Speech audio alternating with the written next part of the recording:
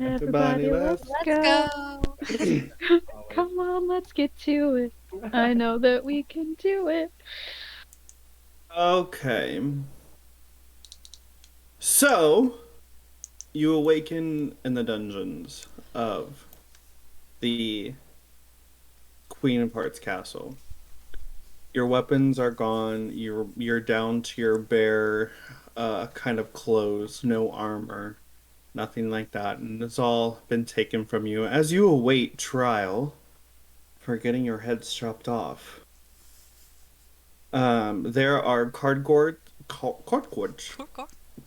that patrol the outside of the cage, or not a cage, but the jail cell.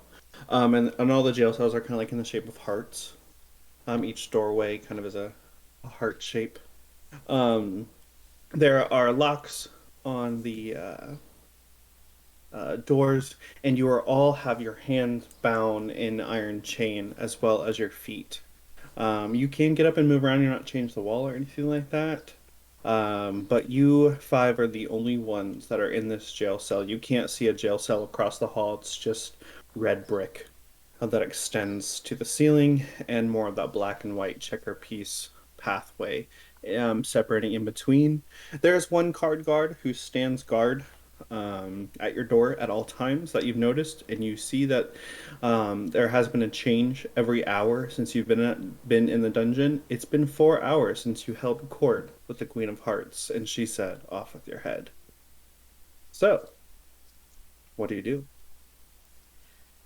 Thal sitting in the corner just sulking. She's like, I'm really sorry, you guys. I didn't mean to ask the question.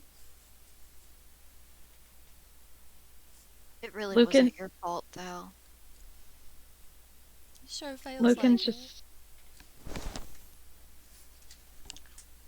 Oh, Lucan's just like sitting there, like up against the wall, leaning, just like tapping his head back on the wall.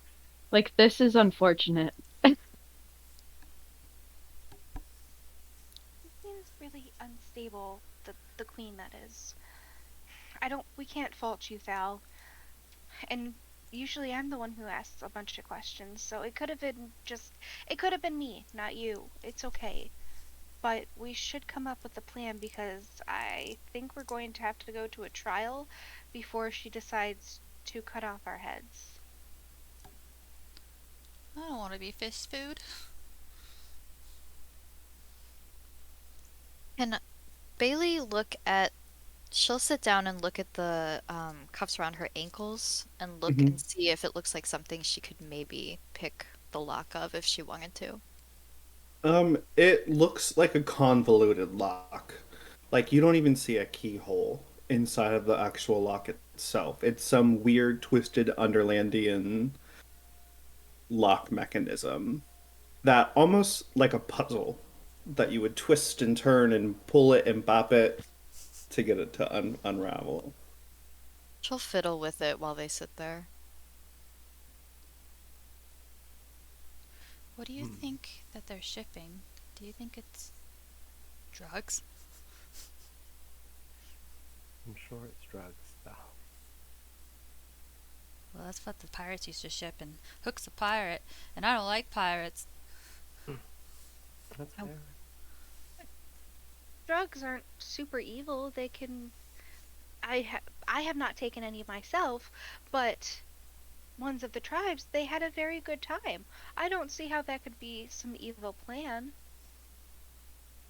I wonder if it's the same stuff that was in that bottle. Whatever she was giving to Mia that made her obey. Hmm.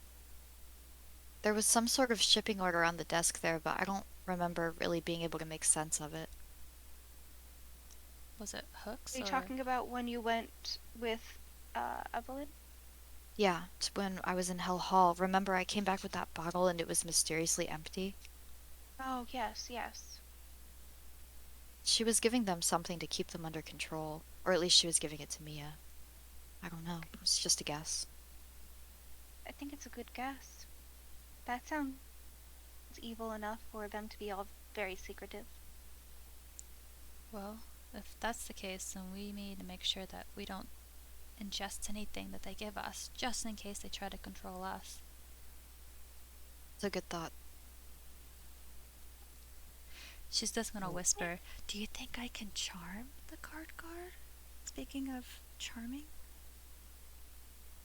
Maybe. I have a deck of playing cards. I don't know if we could use that to connect with them or something, but Could also turn into an animal, like a small animal, like a mouse, and scurry out of here and try to go get some help. could you be like a cockroach or something that they wouldn't notice? I wouldn't Unless want you to get it's, killed. and maybe it's like the maze and magic won't work. I mean, we can try, but Remember, you don't have any of your instruments, weapons, any inventory items, or anything like that. So I couldn't I would need sing. my staff. You need your staff? I mean, yes, that's where I, An arcane channel. focus for the druids. Yeah. That's where I focus all my magic through. That's where I cast it out of. Some people use wands, or I use my staff. I I use can my just- necklace. So I can just snap my fingers. Well, aren't you lucky? I mean, I don't have a lot of spells, but I'm assuming the goal is to not go to the trial if there is one, and obviously not get our head cut off. So, do we try to break out of here, or do we wait until they're transferring us and hobble our way out? I that, don't know. that But let's keep our sounds voices down, That's fair. like sketchy. the guard. Well, you know, the queen seems to like spectacles. What if we offered a show? Thal could sing, and I don't know, like maybe if we can win her over, she won't take our heads off. True. He did say she liked my tail. And I have a tail if I will it. I don't know if that's going to be enough to change her mind. As you're all talking, you hear at the end of the hallway a door clanking open, and you hear footsteps against the stone floor as a woman in this red and black kind of hearts and dress comes through.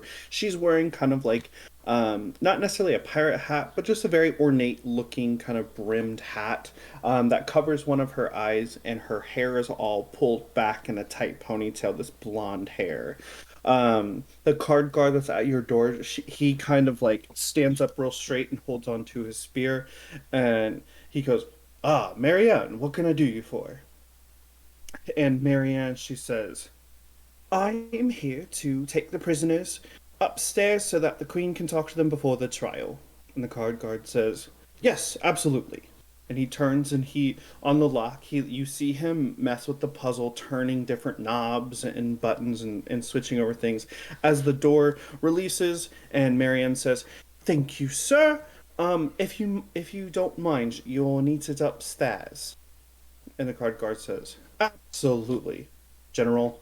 And he marches off out of the way, leaving Marianne at the front of the jail cell.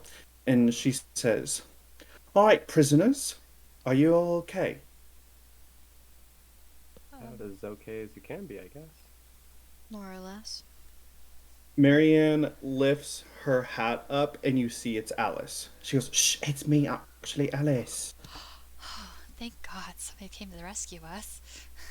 I figured you'd need a way out. However, I can't sneak you out of the castle, but I have been able to think of something that might work to your strengths. The Queen loves spectacles, which is exactly what I heard Lucan say before I was stepping down the hallway. There is a tournament coming up, just today, that hopefully you all will be able to compete in.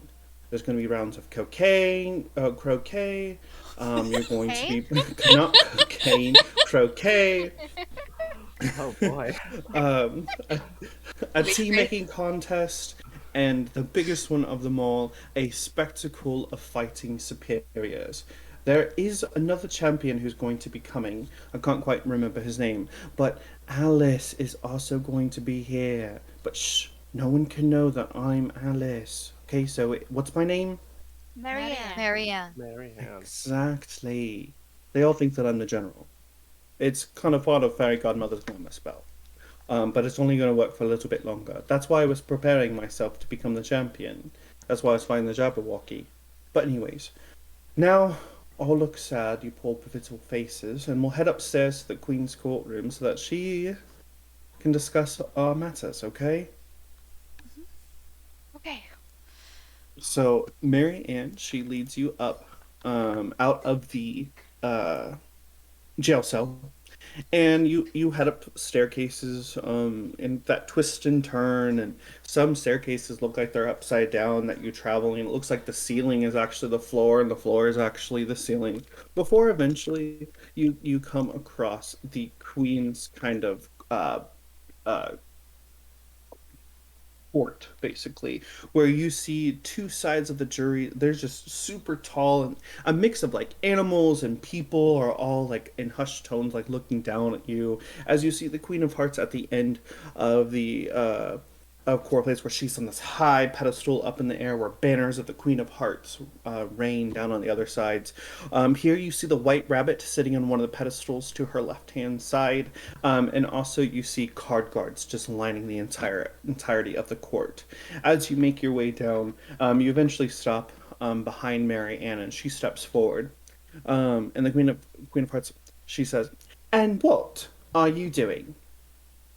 Um, Mary Ann, she bows, curtsies to the Queen of Hearts, and she says, "Hello, Your Majesty. I have just come across our prisoners here, and they all are willing to join the tournament that you have today, to show off their skills to denounce the beheading." And there's like a murmur in the crowd, like, people are whispering back and forth to each other. Um, Before the Queen of Hearts goes, "Silence! Quite like that idea. I'll take it. That's my idea." And Marianne says, "Yes, of course, Your Majesty." And the Queen of Hearts says, "Okay, fine. You all will compete in today's tournament. And I would like to see what your strengths are. There are 3 rounds of this tournament. The first one is a round of croquet, where I will be the judge and also be playing. The second round is a tea-making competition. The best person to make the best tea and tart wins. It will also be judged by me as well. The third and final one is a spectacle for all of Underland to come and see you, and perform whatever it is you can do for your skills. There will be people for you to fight, and these dark little creatures that have wandered away into Wonderland and have been under my control. Because everything is under my control at Underland. Is that great?" Yeah. Exactly. Good. Now, if you don't mind, Marianne, can you show them to the tents before we begin today's tournament of festivities? And Marianne says, "Absolutely, Your Majesty, but you said that the only thing that they can win is they're not going to be beheaded." And the Queen of Hearts says, "Yes." And Marianne says, "I thought that whoever wins the Tournament of Champions wins that beautiful trophy that you have." And the Queen of Hearts says, "Ah, yes, you're right. The trophy. Well, it'll probably go to me because I will win this competition, but I suppose that is a wager. This trophy." And then the White Rabbit lifts from his pedestal and sets this heavy trophy on. He like kind of wobbles back and forth trying to get it on top of the thing, and you see this beautifully ornate looking trophy with the Queen of Hearts totem on the inside of it as a gem. "This will do just nicely. All right, good luck. Court is adjourned and I win." And she slams her gavel down. And Marianne kind of turns to you and she says, "Don't worry, everything will be okay. Just, I won't be Marianne for much longer. This glamour's already starting to wear off." And she leads you out of the palace, courtroom and into kind of an antechamber of the area. And she starts fiddling with your puzzle locks. And she's like, oh, this is quite a conundrum.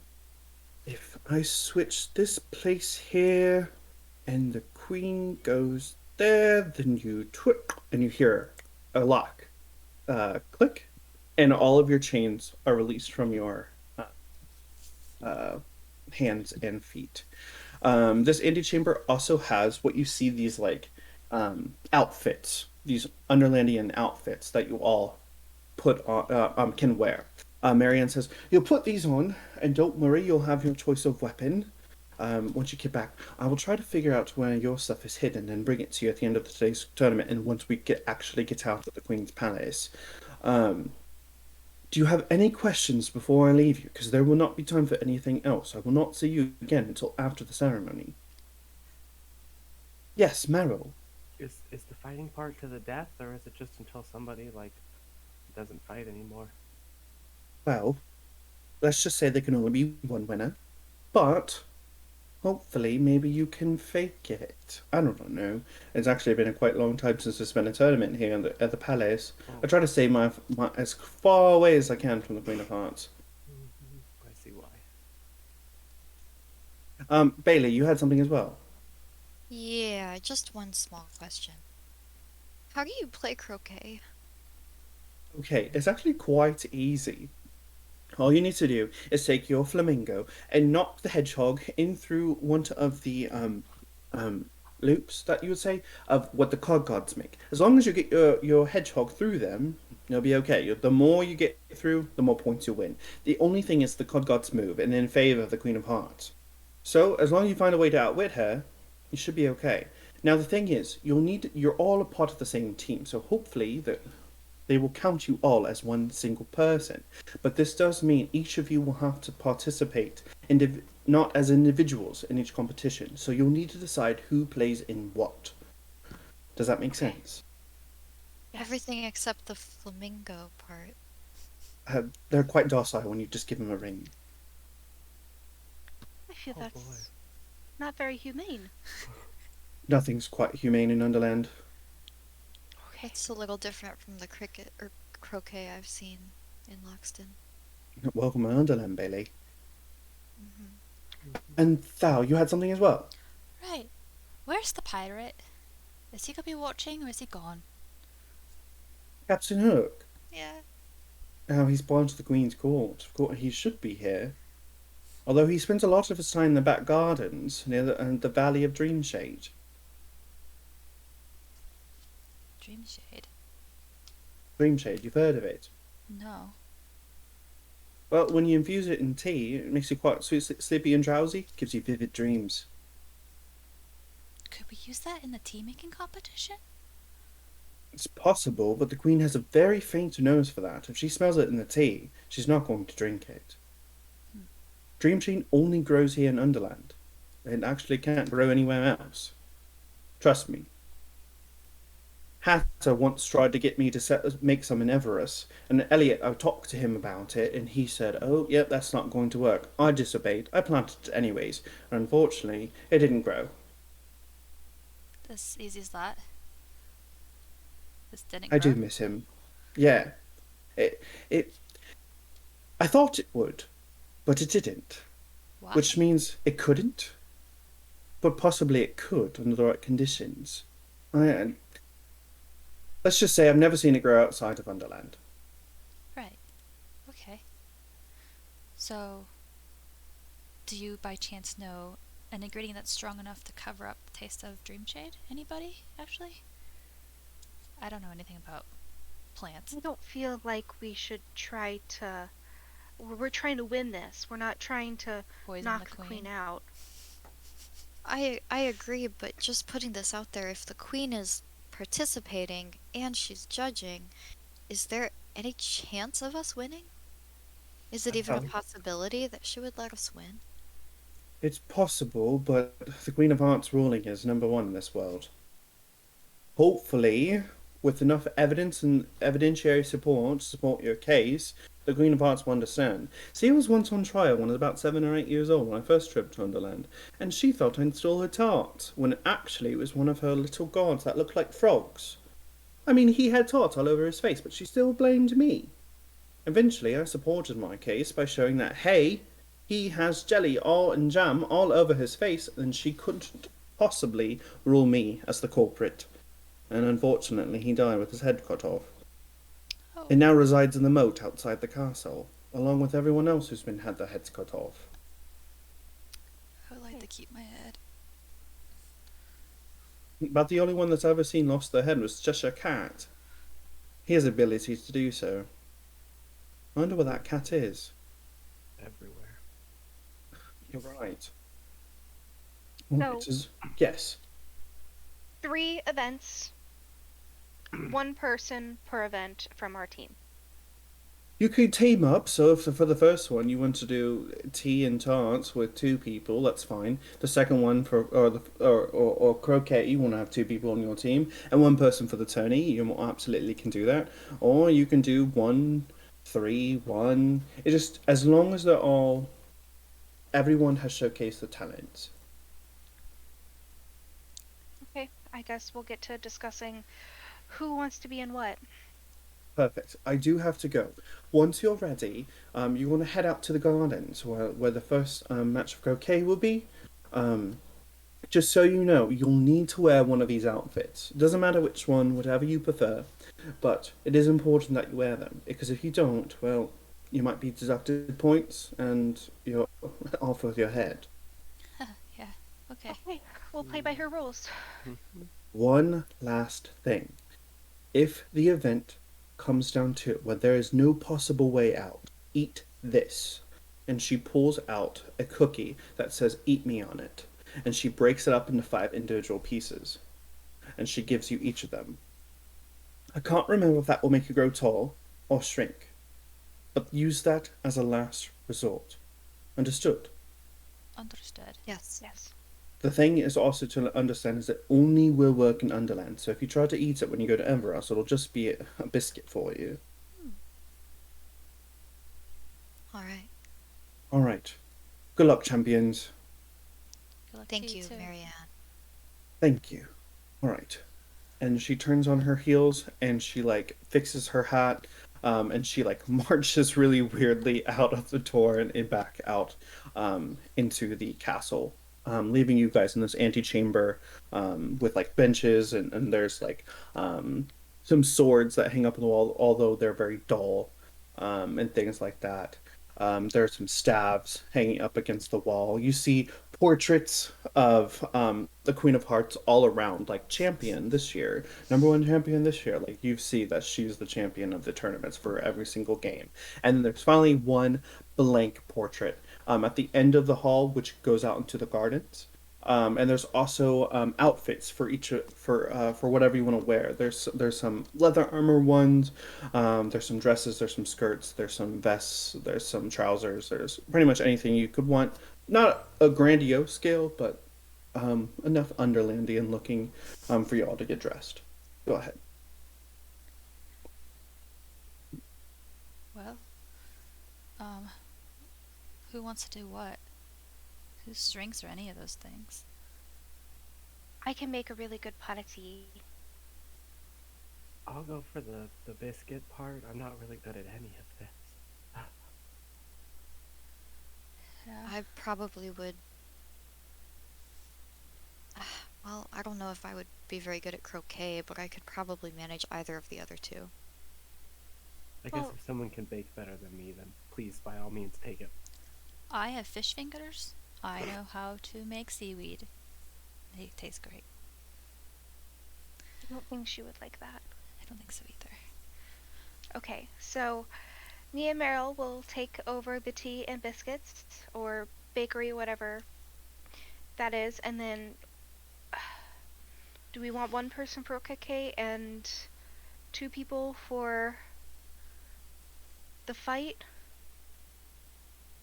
Bailey will look at Lucan. What do you want to do?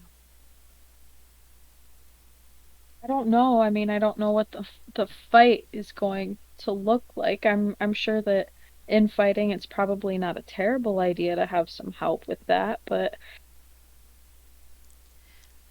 if I need to go at it alone, like, that's my strong point, and I can try. Is anybody really good at croquet, by any chance? Don't know what that is. Never don't played know. it.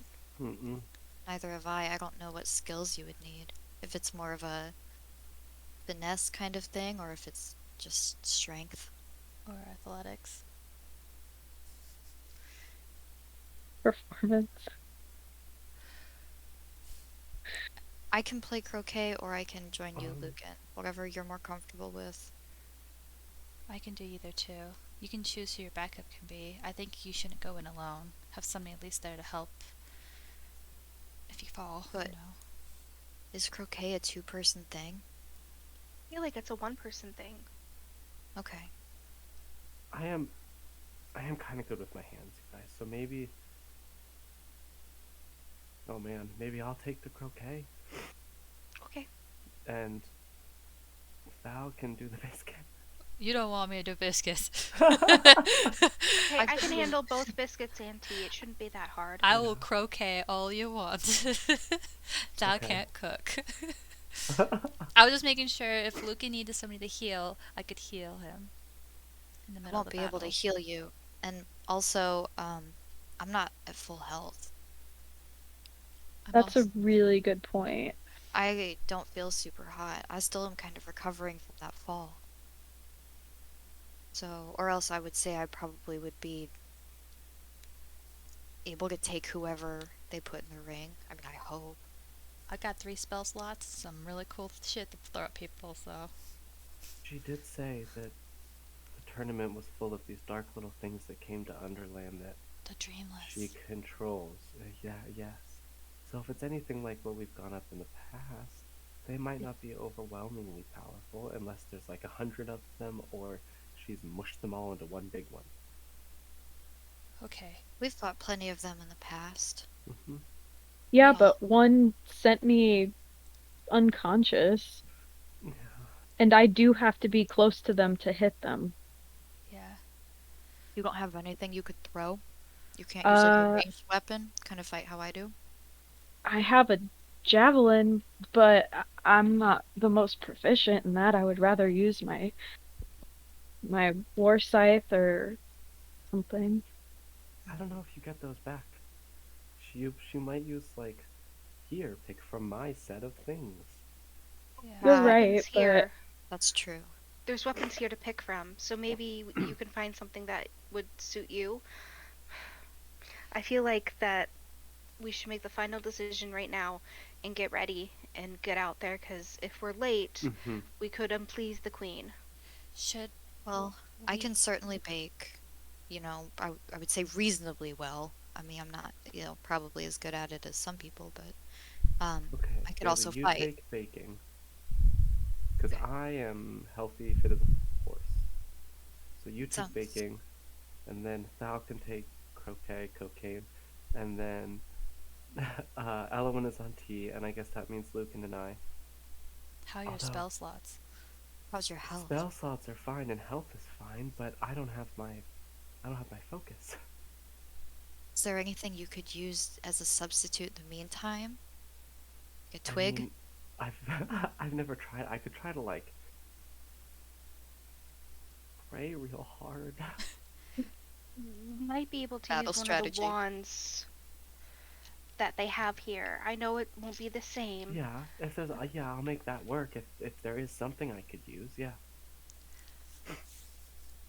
I mean, I'm totally So, cool for fighting. I can make the earth change shape. I can charm people. I can electrocute people. I have healing. But I'm also What really good at level are we? athletics too. We're 4. cool. I'm not behind. Damn. So Okay. Well, we lost Lucas. is that our decision Well- then? You can also heal, right, Thal? Because you seem very eager. I can heal, but you probably have more healing. I have 3 spell slots from our F4. thingy. Okay, Thal, you're on croquet. All right. Mhm. Athletics, Okay. let's go. You hope. I hope. If not, it's not gonna be great. Okay. Right. Evelyn goes to the wall and she picks up boots, a pair of pants, and a flowy shirt. Okay, sure. So you strap it into your pants. They're kind of tight and black. Some black boots as well, and the kind of the tunic it has a little bit open cut here, and there is just a heart emblem in red on the patch right here on her breastplate. Um, And she takes a staff just in case she wouldn't use it. you see the staff. It's kind of a dull wooden staff, and at the top of it, there's kind of some wood that kind of goes in like a ball like this, and on the inside you see kind of a glowing red heart crystal on the inside on the top of it. Okay. It feels dull to hold, but you can definitely feel your magic flowing into the Lumina crystal for you to control your magic. Everyone's ready? Evelyn's ready. Lucan is probably going to go for like the leather armor. Okay. And is there like some sort of like sword or You yeah. see there are a couple dull iron swords that are hanging up on the wall in clamps. The emblem on the hilt is a red heart. It's got a nice feel to it when you pick it up. It doesn't feel super weighted, like it doesn't feel perfectly in your hands, but it feels good enough to swing it around and hurt something if you use it. And then also wearing the leather armor, a little bit more than what Elowen kind of wears. Some black pants, a tunic. There is an armored, leather armored vest that's in black, and then in like a Harlequin kind of diamond looking vest, kind of on the armor for himself. Lucan is ready. Pick like a blouse and the skirt that you said, and then some Sure, boots, sure. and a wand. And is there a shield? There's a small circular with shield with a heart on the design of it, and yeah, there's just a small kind of twisted, gnarly looking wand. In the handle of the wand, you see some red crystals in there that are shaped like little hearts, and they start to glow as you touch it, so you can feel that your magic has kind of imbued with it that you can cast with it. Cool. And then yeah, the skirt is just a kind of a checkered black and white skirt. Um, there is it's a skirt, so that there's like support underneath as well. And then the blouse is a shoulderless blouse that kind of pulls up to the top. And then there are armored armlets that go with it, with hearts on the that there. Yeah. I Um, feel kind of cute, you guys. A little waving my shield and my wand. Mel's ready. Thal's going to try to get like a one-piece dress that's kind of like cute and floofy, so she doesn't have to wear pants anymore because she's anti-pants. So yeah, the dress is black and red with some white stripes, almost like looking a little bit like an apron, where there's a big red heart on the center of the apron there, and the dress kind of ploofs out, and there are some tights that go underneath of it as well. And then as for your weapon, Well, I'm doing croquet, so I just need a flamingo, right? they're not in here right now. Okay. Okay, cool. And then Thal's ready, and then Bailey. Bailey will probably pick out the darkest, sleekest outfit she can find, either like a longer one-piece dress or something that looks as close as she can get to her preferred style. So you see some kind of like leather strappy looking dress that kind of is pulls on. It's mostly black with some white underneath frilly embroidery that goes at the top. It's also kind of low cut, showing off a little bit of her cleavage. But then there's a collar that kind of goes across here with a heart in the center of it, like a little red emblem of a heart. So it's kind of this nice, deep, sweet heart cut down that, yeah, and then a collar. Um, Then, is there like a short sword or like some daggers or there is there's one dagger and a rapier left. Rapier is basically like a sword as well. And then the kind of the part that covers your hand, you see like hearts designed on it. And same thing with the dagger. It looks like a smaller version of a sword, except cut out in the dagger. They're like heart shaped, so it's like a serrated dagger with like hearts cut out of the iron or steel. It's a steel dagger. can I take both?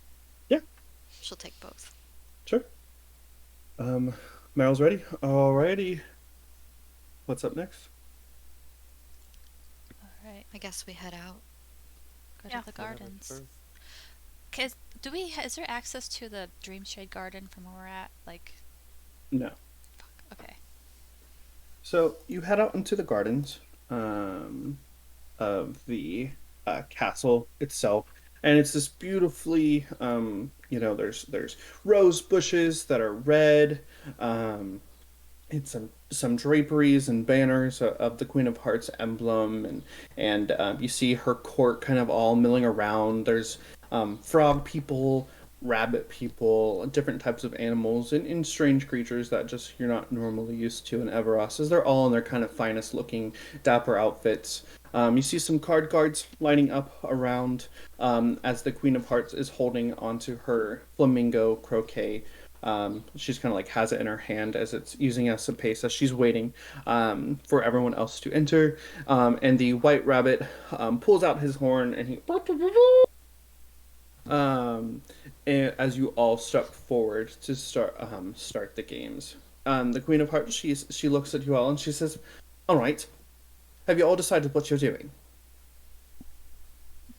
Perfect. Who's playing croquet? Me. You, the blue one. Hi. And now that you're red. Yes, I can. Interesting. Blue if you want me to. No, red is fine. Okay. I hate blue. Blue's ugly. She looked back at the others, kind of like teary-eyed. I pat Talsh's. All right. Now, if you don't, the queen always goes first. And she extends out her flamingo as it straightens real rigid, and then a little hedgehog comes out of the hedges, and then it rolls up into a ball. And she like looks down at the gardens, and then the card guards all seem to like get into place, scattered all around the garden. And she's like, "Here we go!" And she swings her flamingo down as the hedgehog rolls out. It goes through one of the card guards, and then it kind of you see it kind of curve and go down to another one, and then as it slowly comes to a stop, you see a card guard kind of shift over a little bit so that it goes through three. Perfect. 3 points. Yeah, 10. Right. Okay. And she grabs her flamingo, and she's like, tries to do what the queen did to make it go straight. Rolls performance. Okay. Okay. 19. Perfect. Your flamingo goes real straight, and the flamingo like looks into your eyes very pleadingly, and then the hedgehog rolls in front of you. It's a little gray one, and it rolls into a ball. Don't worry, I'm a fish too, or an animal, I guess. I love you guys. I'm sorry. Please be good. And she'll hit it hard. Roll athletics.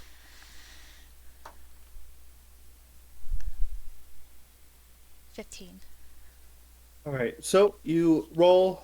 You swing, and your hedgehog goes flying, and it bounces off one of the card guards. And everyone kind of like does a little slight chuckle, polite chuckle around you, and it bounces off, and it rolls through another one of the card guards. And just as it goes to the third one, the card guard shifts out of the way. Ah, so close. 2 points. And next, you see a couple other people. They're playing. They swing their flamingos. Some are having a harder time holding on to their flamingos as they swing it through the croquet gardens. And eventually, some time goes up, and you're seeing this all kind of play out. You're seeing the queen's card guards taking a lot of advantage of the situation to get the queen on the board. She's at 28 points. It takes 30 to win. And Thal, you're very close behind at 25 points. So all you have to do is make 5 more in this next round to beat the queen. Oh no. Okay. All right, fine. Your turn, Thal. Okay. Oh, shit. Shit. Okay. Alright. I'll going to whack it again, or do I have to roll for? Okay. Yep, just roll athletics. God, please be good. Oh! 19 again. All right. I have a 4 in athletics, y'all. So you swing down the flamingo as the hedgehog rolls. It rolls through one, and it rolls through another, and then it rolls through another, and it kind of dips down into a little bit of pool, and everyone's like in hushed terms, like, oh, "Is it going to get to the next one?" And then it rolls to the fourth one, giving you 4 points. You're officially ahead of the queen. But then, just as it's rolling to the last one, a card guard moves out of the way, so it goes past. But then you see just a little pink and purple thing appear below it, and the card guard jumps back out of the way as it rolls to the fifth and final one. Everyone claps very politely and stuff, and then the Queen of Hearts, she says, rule number 743, an underlined rule. The Queen gets the final strike. So everyone's just kind of like, So the Queen of Hearts, she swings down, and then you hear someone go, achoo! And she swings, and she hits the hedgehog, but it bounces off the wall and down into the slope, only getting into one of the card guards' hole or rings. And then you see just beyond her, no one else can really see it except for you, Thal. You see that the Cheshire cat gives you a wink before it dematerializes out of the way. She gives a The white rabbit, he... The winner of today's croquet is... And the Queen of Hearts goes... And White Rabbit goes, the Queen of Hearts. And everyone's like, yay! Clap, clap, clap, clap, clap, clap, clap. But... And then the Queen says, you play a very good game. Good job, that. But, of course, I win. On to the next game. You guys exit kind of the courtyard here, are the gardens of the croquet, and down into a small little clearing meadow with some roses that smell kind of like paint a little bit, have that smell of paint, and some of the roses are like dripping red, and some of them look like they have white underneath of them. The Queen steps forward as you see this huge long table in the center of the meadow. And there are different ingredients and flowers and roots and things all on this table. And you see 4 wooden stoves kind of carved into the outer wall of the court here. And then you see the Mad Hatter, who stands at the center of the table on top of it. And he says, gather round, everyone, gather round. And everyone seems to enter this area. All right, contestants, you step forward. Steps forward with Evelyn. All right. Today you must make the Queen of Hearts' favorite tea and tart in order to win today's competition. The judge will be the Queen of Hearts. Oh, lovely. Now, you have approximately 30 minutes to do so. Your time starts. And he looks around the room. The anticipation builds and builds and builds. And he pulls out his clock and he says, oh, dude, that's not wrong. And he takes it open, slabs some butter in it as gears and things fly out of it, and he slams it forward, and he goes, now! So Bailey and Evelyn, you step forward to your table, and you kind of have your own station. You have some teapots, flour, eggs in a basket that are all rainbow colored and in different shapes and sizes and things like that. Nothing really you're used to, except for maybe save a few ingredients.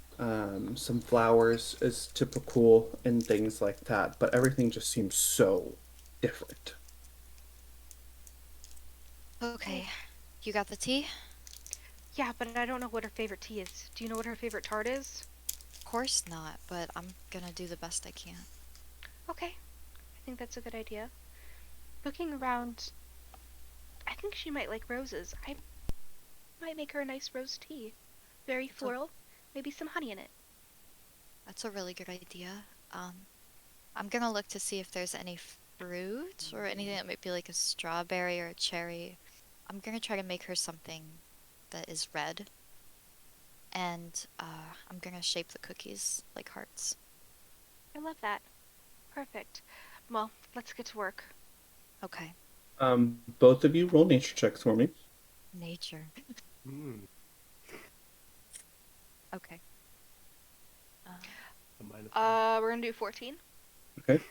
So, Elowen, you gather your ingredients. You gather some water from the nearby well, and start putting it on the stove where there's an open fire, and start boiling your kettle. And you gather the rest of your ingredients. You got some herbs, some things that just look to you pretty similar. You're kind of going through, you're smelling them, and you kind of taste a little bit. You're like, oh, that tastes good. So you mash it up, you grind it all up in a little mortar and pestle, as you wait for your tea to boil. You also find some roses. However, these roses smell not fresh.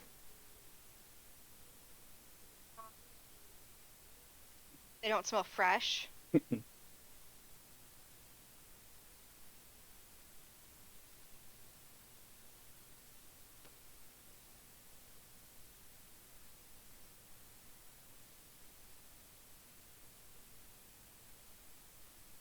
Okay.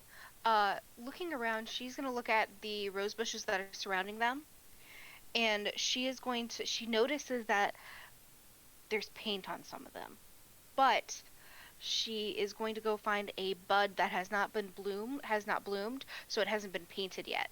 Mhm. Can she find one? Yep. Okay. She is going to cast Druidcraft on the bloom so it can uh, grow into a flower, and she's gonna pluck it, and then she's gonna go and get it dry, or she's gonna like squish it down, get all the things, and she's gonna grind it mortar and pestle to make her rose tea. The rose blooms. It is white, as it grows out, and then you pluck it, pull it over, put it in the mortar and pestle, and gather with the rest of your ingredients. Bailey, okay. Like I said, she's gonna look to see if there's any fruit or like a red jam or anything like that. what'd you roll? Oh, I rolled a 13. Okay. So you kind of go around the table, picking up some strange looking fruits and things like this. You pop one into your mouth and it tastes like turkey.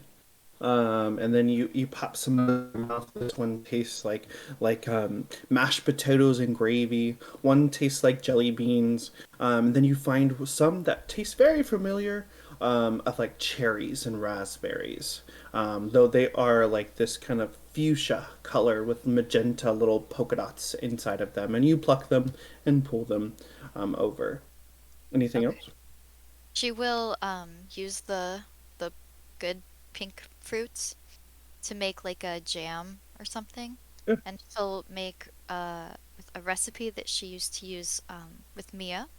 Little cookies shaped like hearts with like some cookie around the outside, and then the jam coloring in the heart in the middle. Maybe like some powdered sugar. Sure. So you pop that cookie into the stove oven. You kind of let it simmer, giving you guys a little bit of time to kind of converse between the two. As the Mad Hatter kind of pokes over, he goes, "Ah, yes, hello. What are we making for the Queen today?" Hello, I am making a delicious rose tea, and my friend Bailey is. Making heart-shaped fruit cookies. Ah, very interesting. I'm sure the Queen will like it. And Thank you. he walks away as he kind of looks over at the other contestants as they're making their teas and tarts and things like that. Eventually, your water is starting to steam over, and you pour it into the cup with the rest of the tea, and you kind of infuse it into the drink. And then the cookies come out. They're fresh and smelling sweet and kind. You make your jam, you paint it all up, and then you hear, "And time is up. Everyone, utensils down, and you may present them to the queen." Um, So you have it all prepared on the trays as you take it forward.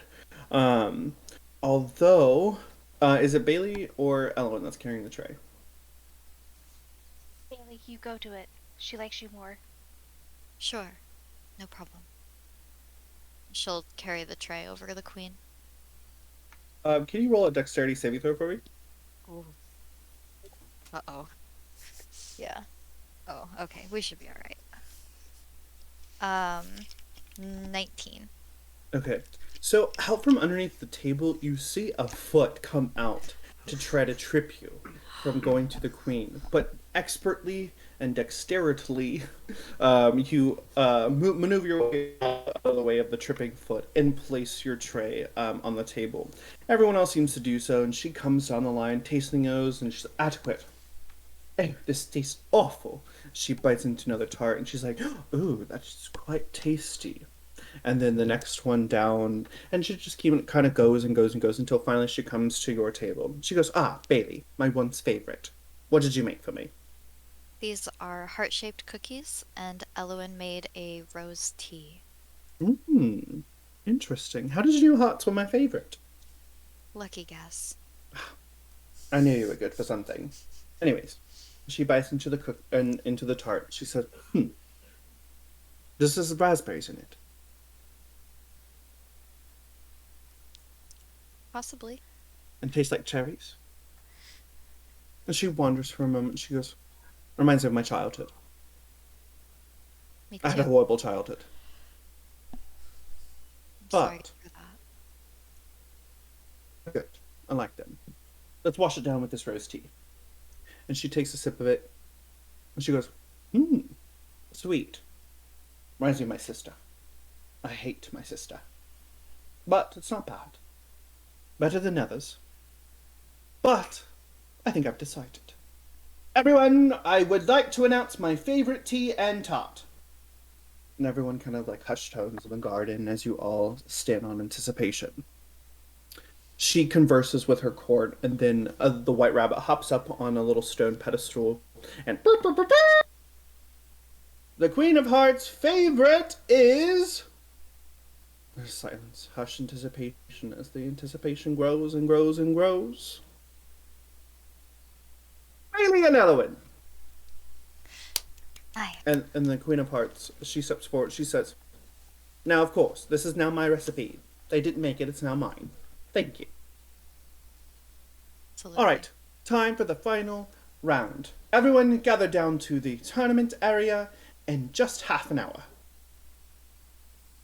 And they all leave the garden, and leaving you five all together for a moment to kind of converse for a little bit before you need to head down to the arena. Excellent, you guys. We did great, and you did great too, Thal. Yeah. You would have won, but You should have won. You did Yeah. win. You did win. Well, I kind of had a little help, actually. So maybe I From did. yours truly, as the Cheshire Cat appears. And he has a tea cup in his hand, and he drinks it. He goes, "Oh, God." That's awful. Anyways. Yes, you should have won. But it's the Queen of Hearts.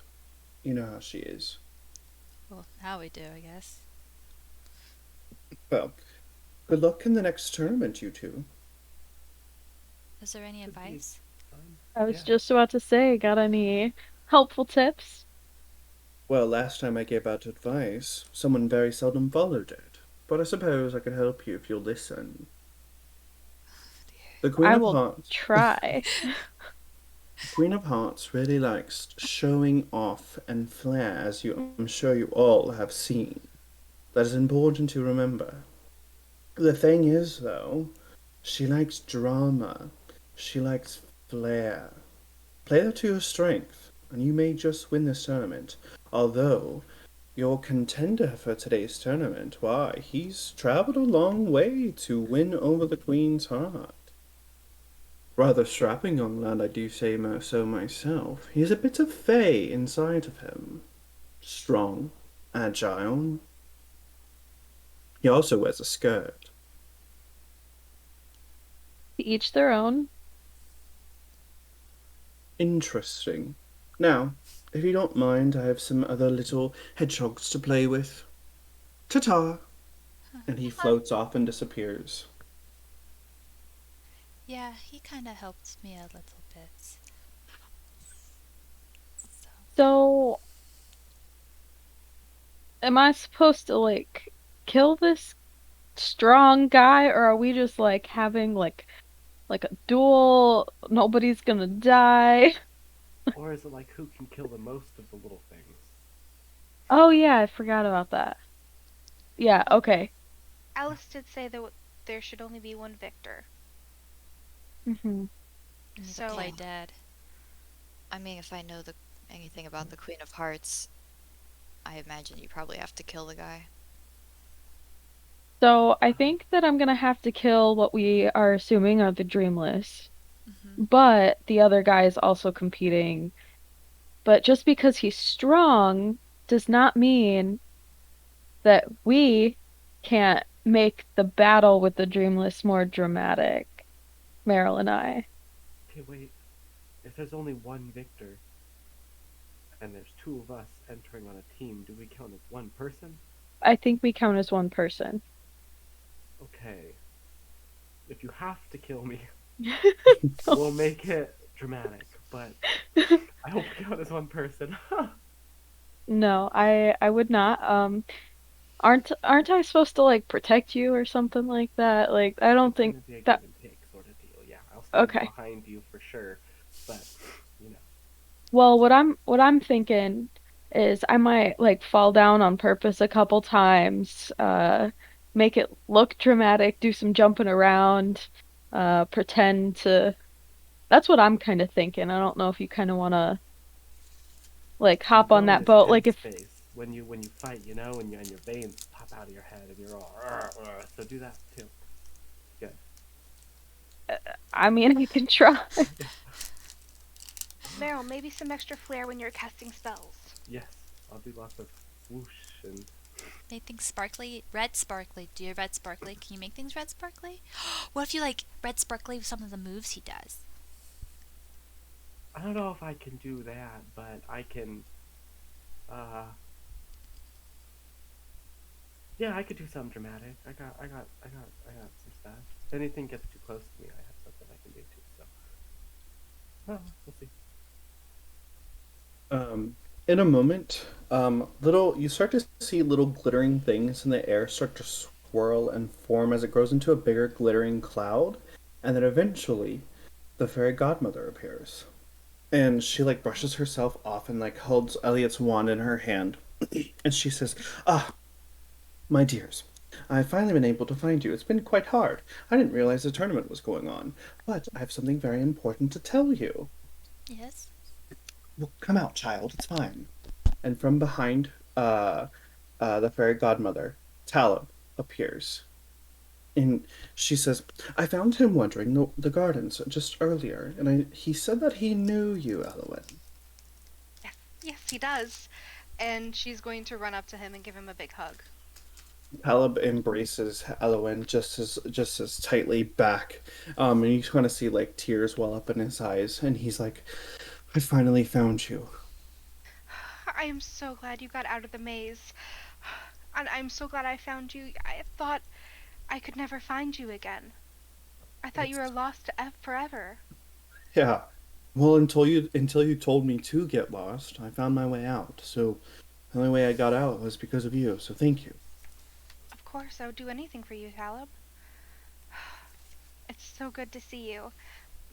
We have to catch up. You have to tell me all that you've done and why you ran away. Of course, in due time, I will go over everything. But who are your friends? Oh, since I've left the tribe, I met a bunch of people, and they're my friends, and it's actually a long story, but this is my good friend, Bailey, and Lucan, and Meryl, and Thal. Well, it's a pleasure to meet you all. I'm Talib. We've heard. Hi. I come from the Forest of Dusk and Dawn over in Altus, obviously where Elwyn's from as well, and he bows to you all. Um, of course, wouldn't be able to completely say that I've been able to find my way on my own. There was a woman that I met with black hair and crows for friends. She helped me find you. She said that she knew you. Oh, She she called does. herself the Maiden. Yeah, we know of her. She's a She friend. saved my life. There were these awful black creatures that, I don't know, it made me feel really drowsy, and she thwarted them all. She Those are had called the Dreamless. the Dreamless? Yeah, they've been popping up everywhere, and we don't know why. Hmm. Well, that's odd. You know me, I love all creatures of Yuna's kind, but Dreamless, I've never heard of it. I don't think they're creatures. Not in the way you and I understand creatures to be. These are more like magical beings of darkness. Hmm. And Fairy Godmother steps forward and she says, well, I have a little bit more of things to do today. There's so many more wishes to grant. It's hard for one. I have to find out where Flora, Fauna, and Merryweather have gone off to. They've been in a tizzy over in the kingdom of Oraton. Apparently something growing in dark over there. And I'm really worried about Aurora. No one's heard from her in a long time. Um, Oh, dark as in like dreamless dark are happening over there? Thorns. Thick thorns. Ones that rival Maleficent's power. I thought it was her, but there's no way that she could be here. She's in the castle of Eternal Dark, or that never existed. well, there was thorns surrounding Beast Castle too. Hmm. There must be something darker at play. Talib, I need your help.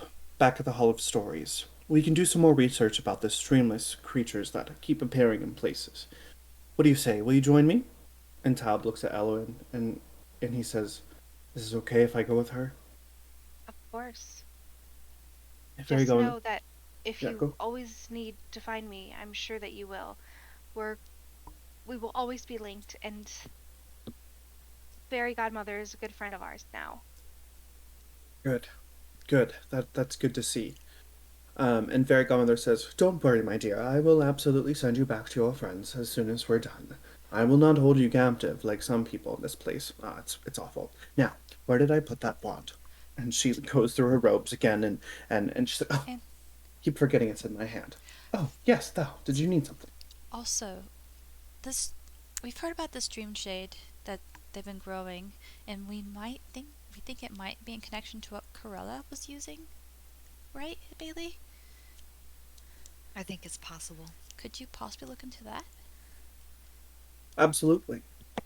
Dreamshade. Well, it only exists here in Everas, or in Underland. It can't grow anywhere else, so What's it used I would. for? Well, it was used back in the day when this kind of world first began, and uh, Helena. Oh, I should not have said that. She goes by the Queen of Hearts. Um, when she first ruled Underland, people were having trouble sleeping in this world. It was different for them, so Dreamshade had grown here in the valley, and it helped people fall asleep. Although in large doses it is quite deadly. It's near the Crimson Crowns, where they used to grow, before it all burned down when Eliot and his white letter Jade got into some trouble, but that does happen. Seems weird So you that. think there's Sorry. what? Go ahead. You think there's some type of connection with the Dreamshade? But a little bit. I mean, I guess it wouldn't be the cause of Elliot's sleep because But it could be used in an ingredient of the curse. That is maybe. quite no. If you figure out all the ingredients of the curse, I might be able to figure out exactly which curse was placed over the world. That could be important. There are many curses, hexes, chinxes, spells, and charms that exist all throughout Everas. So it's highly important that we find out all of the ingredients to this curse. Evelyn, I'm sure, would help us, but she's deals in curses and things of that nature. But unfortunately, the villains have been all rounded up in the castle that never existed. Anyways, Talib and I here, your friend, will look more into finding this Dreamshade and see the connection that you have with Cruella, but that does beg the question, if Cruella came back, what about the other villains? Well, we've seen Hook. And Hook's here. yeah. And I don't know if you remember this, but Lady Tremaine was in the storybook Wills, as was Gaston. Oh dear. The storybook words are one thing, and they don't really exist. They're pocket realms. So that's important to know. The only people that, well, this does beg another question. I've got to consult the books. Come on, Talib, there's much to discuss. We'll try to find all of our information that we can. Good luck. Thanks. You too. Bippity, boppity, boo. And sparkles and glitter just go around Talib and the fairy godmother. They disappear, and you hear bells in the distance as it's closing in time to go to the tourney match. Yeah, I take a 2-minute bathroom break. Yeah, I had to blow my nose so bad. yeah. If anybody else needs to take a break, go to the restroom because I could probably use the restroom too. So Yeah, I'll go. okay, me back in a couple minutes.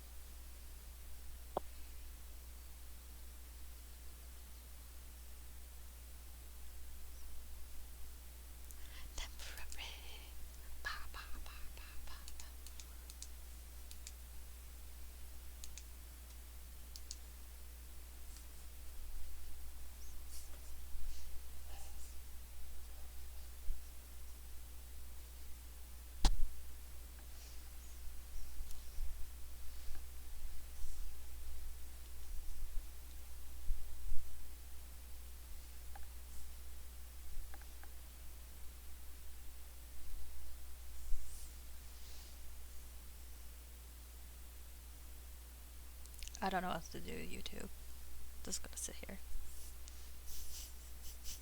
What? I was talking to YouTube.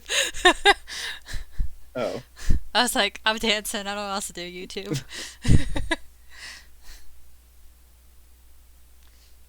Did you read the additions I put in yesterday? Yes. Oh, yesterday? No. Okay. Not with the staff and the red coat and... Mm-mm. Okay. I'll have to read that tonight. Yeah. I'm hoping things line up. Because I was free balling. That's what the magic of writing is. Right, I feel that.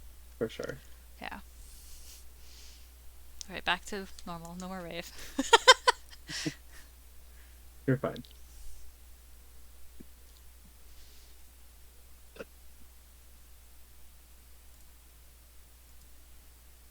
Was it yesterday? I don't know.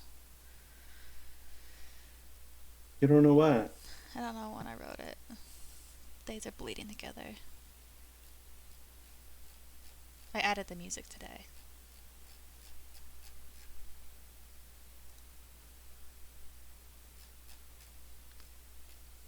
Also, the format got all messed up. I don't know how to fix it. Oh, yeah. It's making everything like double pages. Like, I have not written 149 pages. I was wondering about that. I was like, damn, she wrote a lot since 90 pages. I know. I was like, Was it to the behind closed doors? Yeah. That's the only document. And I can create a new one, of course, but I can't figure it out. I've tried this computer, my phone, my new laptop. I don't know if, like, Sydney, like, sat her butt on my computer or something. I messed it up. Your dog. I was like, wait. Yeah, sorry. My dog. Yeah, right now, like, my documents look like... Oh my god. Like this. Like, there's a whole, like, blank page and then my paragraph start again. But every page is like that. Spoilers in there, so don't read that.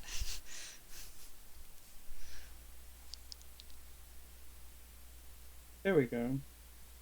I just created a new document and reformatted it. Yeah, I did that. Well, partially. Oh, okay.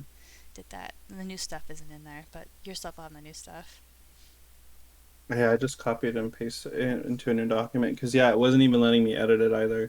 Okay, so it wasn't just me. So it's Google Docs. I gotta get Microsoft Word. I have a free version of Word.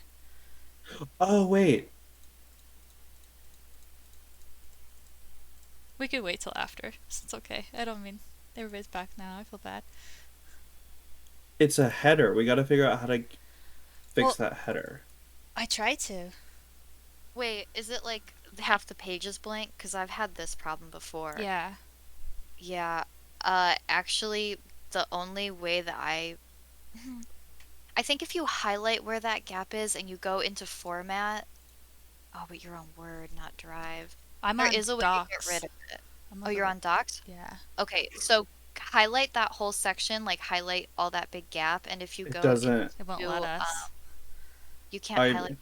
yeah. Try to highlight anything before or after, and if you go into line and paragraph spacing and you go down, there should be like remove space before or after paragraph.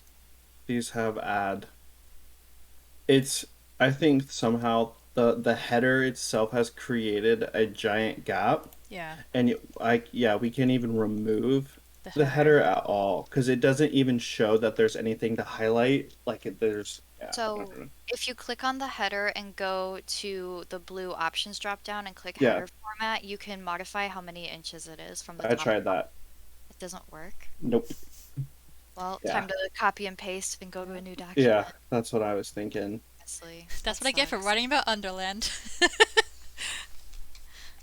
I've had that happen before. I do feel like we figured out how to fix it though, but you could always just start a new doc. I'm blaming the Cheshire cat. It's his fault. All right, let's go ahead and get. Yeah. What do you guys want to do before you want to do anything before you get down to the arena? Mm, Oh, I need to look at my spells real fast. See if I can do anything to help. Good luck, guys. You got this. Thank you. Oh, only last 10 minutes. Damn it. Okay. Well, before you go in, I'm going to give you Bardite Inspiration. They'll use for the first 10 minutes. So you get a bonus action. Oh, wait, as a bonus creature, inspiration die 1d6 for 10 minutes. A creature can add it to one ability check, attack roll, or saving throw. Is this a spell slot or anything? Yes. I would say save it. Because it's going to be longer than 10 minutes to get down to the arena and get everything. Well, yeah, before like he goes in, like right before I'm gonna bop him. Not on the There's butt. going to. Oh no. Okay, I'll save it. I would say save it. Okay. Because, yeah. Okay. Okay, so as you head down the trail, down into the arena area, you see the card guards ushering the contenders off to a separate tent while all the spectators have to go off into a different area. You all head into this giant circular arena where there's just a huge like grassy playing field in the center, and then you see this band up in the stands where there's this beautiful looking heart shaped like podium like canopy thing where the Queen of Hearts and her court kind of preside over the area. There's big banners and all of those things. And then the horns go off, the trumpets and things like that go off in play. Let me do this. As music, the big celebration of everything going on, and the crowds all cheer as you see the contenders all stepping forward on this big arena. There, the contenders that you can see is uh, this man in some armor, coiffed hair and a headband on, orange hair. He's a very built, buff man. Good looking, probably say around 20 or so, just on the cusp of that. He waves to the crowd, like adoring fans or whatever, just kind of showing off in this big thing, and the crowd goes wild. And then also you see a soldier, a man that looks very timid and scared of what's going on. And you can see he's almost shaking in his boots. And then you have Lucan and Meryl as you step forward. There are 4 contenders in this match. Um, as you all step forward from the ground, you see that there are hedges all around the circular of the of the arena, and then this like kind of magical glittering dome gets placed over it. It doesn't know glass, you can still hear everything, but it's basically to keep everything on the inside of the arena.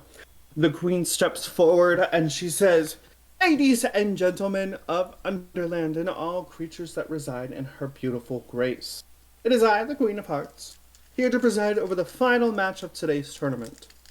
Today, our contenders that you see here will be fighting for this." And you see the trophy get presented by the White Rabbit, and the crowd cheers and goes wild over it all. Whoever wins today's champion will get this trophy, and also any sentencing to have their heads gone will be null and void. You have my word. Now, if they can score enough points to win and outmatch my points, which I'm at like a lot, those points are being still tallied, so no one will know what it is. Just me and the tallier. And the crowd, kind of just cheers and on. It's Underland. It's the Queen of Hearts. She makes up her own rules. Their journey today is the first person to defeat 10 of these magical little black creatures that come through in the time frame allotted will advance on to the next round, where they will fight with their next component. Today we have 2 people joining as one team. That is Mr. Lucan and Miss Merrill. And the crowd kind of cheers and stuff like that. And the next is our white knave.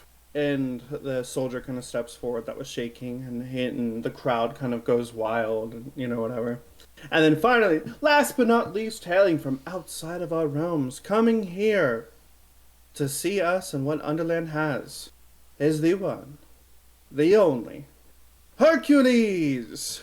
And the arena goes wild and loud as he waves again to the crowd. Because Hercules has such prowess, he is advancing automatically into the next round. So this means the White Knave and the team of Lucan and Merrill will go up first. 10 Dreamless, and because there is 2 fighting as one, they must defeat 15. Now, in just a moment, your arena will appear, and things will grow out of the ground. Trees and mountains, and things like this. So you will feel as if you are no longer in an arena. There will be caves to explore, castles to explore, and we can all see you as if you're in an arena. But only you will see the different world. Now, I'd like to see some flair, my friends. Good luck, and may the odds be ever in your favor. Let the game begin. And the crowd kind of goes wild, and things like that just kind of simmer down as a world is created in the arena around Merrill and Lucan. And the sound of the crowd kind of dims. And you see just this lush, overgrown forest where flowers are taller than you, and grass blades seem like giant trees, and you can no longer see the arena or anything else. But there is a small path forward. What do you do? Well, Alright, we're gonna just follow the path and look for little dusty purple wispies. kick him in the face. I like it. Yeah. Yeah. Okay. So, question though. Mm-hmm. Yeah. Actually, a question for Liz. While we're walking and looking, do you want me to like focus on flair and killing them, or making sure that you're okay? I mean, first and foremost, I'd like to be okay, but Okay. I mean, you can mainly focus on like just doing fancy things, make everything look good, like I don't know, dance around me or something, but Well, I want to make things look good. So the first thing I'm gonna do first, just to hopefully so that I don't have to pay quite as much attention. We'll see how it goes. I And she'll step back and she'll, hopefully, if people are watching, she'll kind of mimic the way that the fairy godmother was like waving her wand, and in her head be like, bippity boppity boo, and cast, oh god, what's it called? Shield of Faith on you. And if I'm allowed to control the way that it looks sort of like a 3D heart, like kind of around you like a bubble, and then disappears, and it gives you +2 to your AC. Okay. For 10 minutes. Okay. Thank you. So the magic explodes in the heart as it goes around you, and 5 Dreamless kind of come up from the ground and wispy black and magic smoke, and they go in for the attack. Since it's just the two, oh yeah, go ahead and roll initiative, the two of you.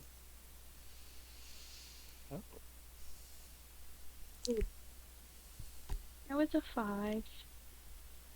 An 18. Okay. So Meryl will be first, followed by Lucan, followed by the 5. Are they surrounding us, or are they?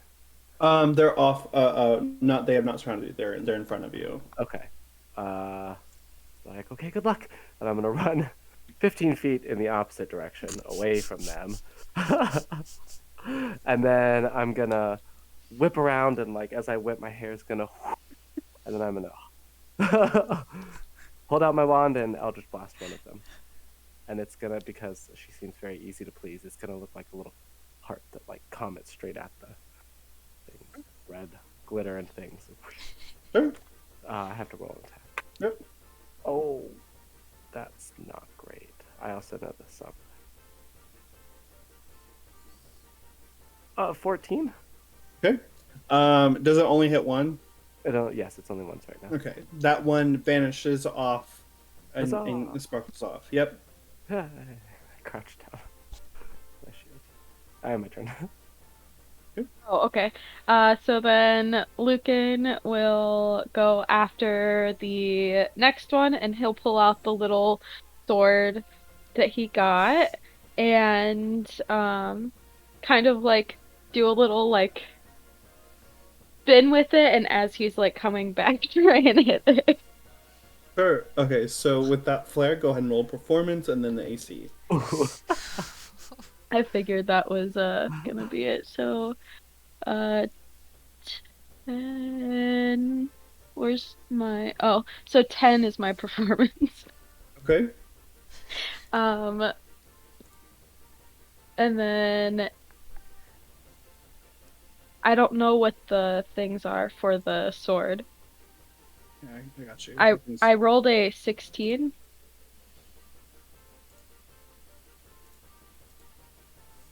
You rolled a 16? Mm-hmm. That does hit. Let me give you the stats for... Okay. It is a 1d6 piercing. Okay.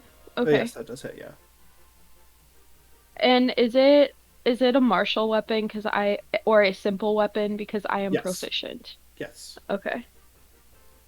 So that is a 6, so 8, correct? Yep, you got it. Okay. Okay. So you slice through the next one with a bit of finesse. It doesn't seem exactly what you wanted to do. Still a little like shaky from getting back into the group of battle, but you slice down into one, and it also disappears as well. So then there are 3 left. First one does not get to hit.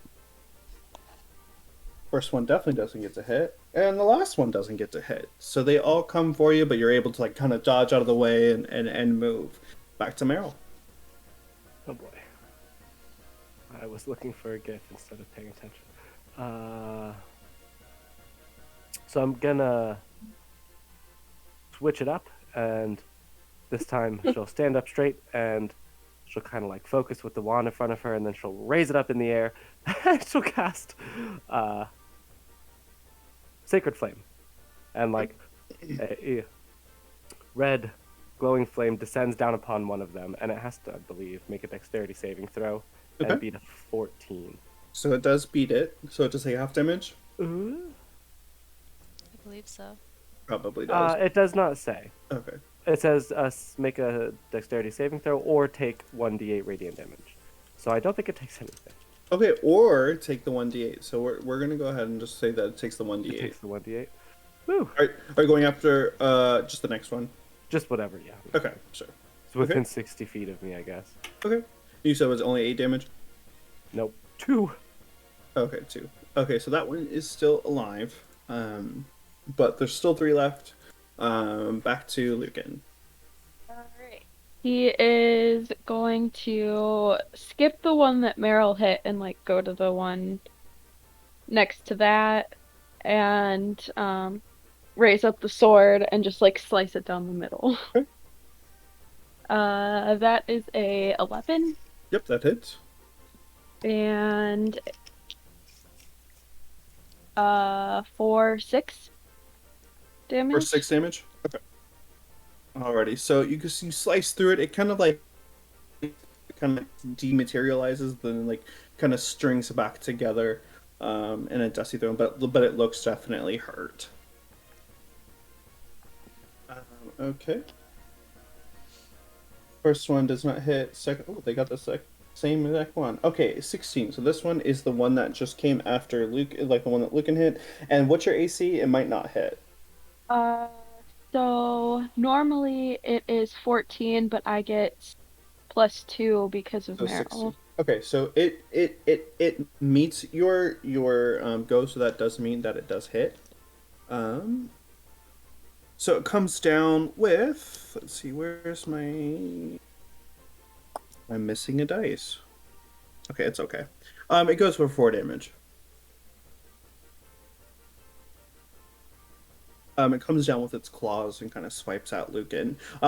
It kind of scrapes through your undershirt, but it doesn't like pierce it super bad. You don't get hit or anything. I always say that like HP is kind of your like will to survive, and then your final hit is like the actual hit that hits you. So okay, cool. And then that's back to Meryl. Okay. She's gonna look at the one she just hit and didn't kill. And go foul beast, and then charge even more energy in her wand and cast witch bolt at it, Okay, which ooh. is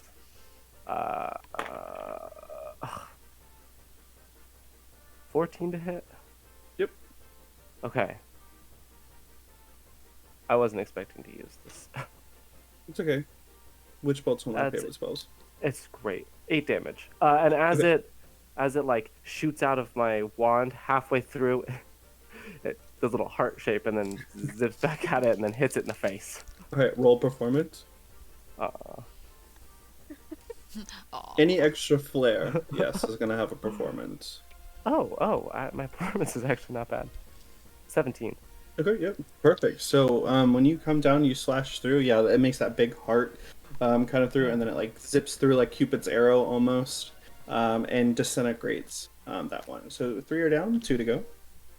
Lucan.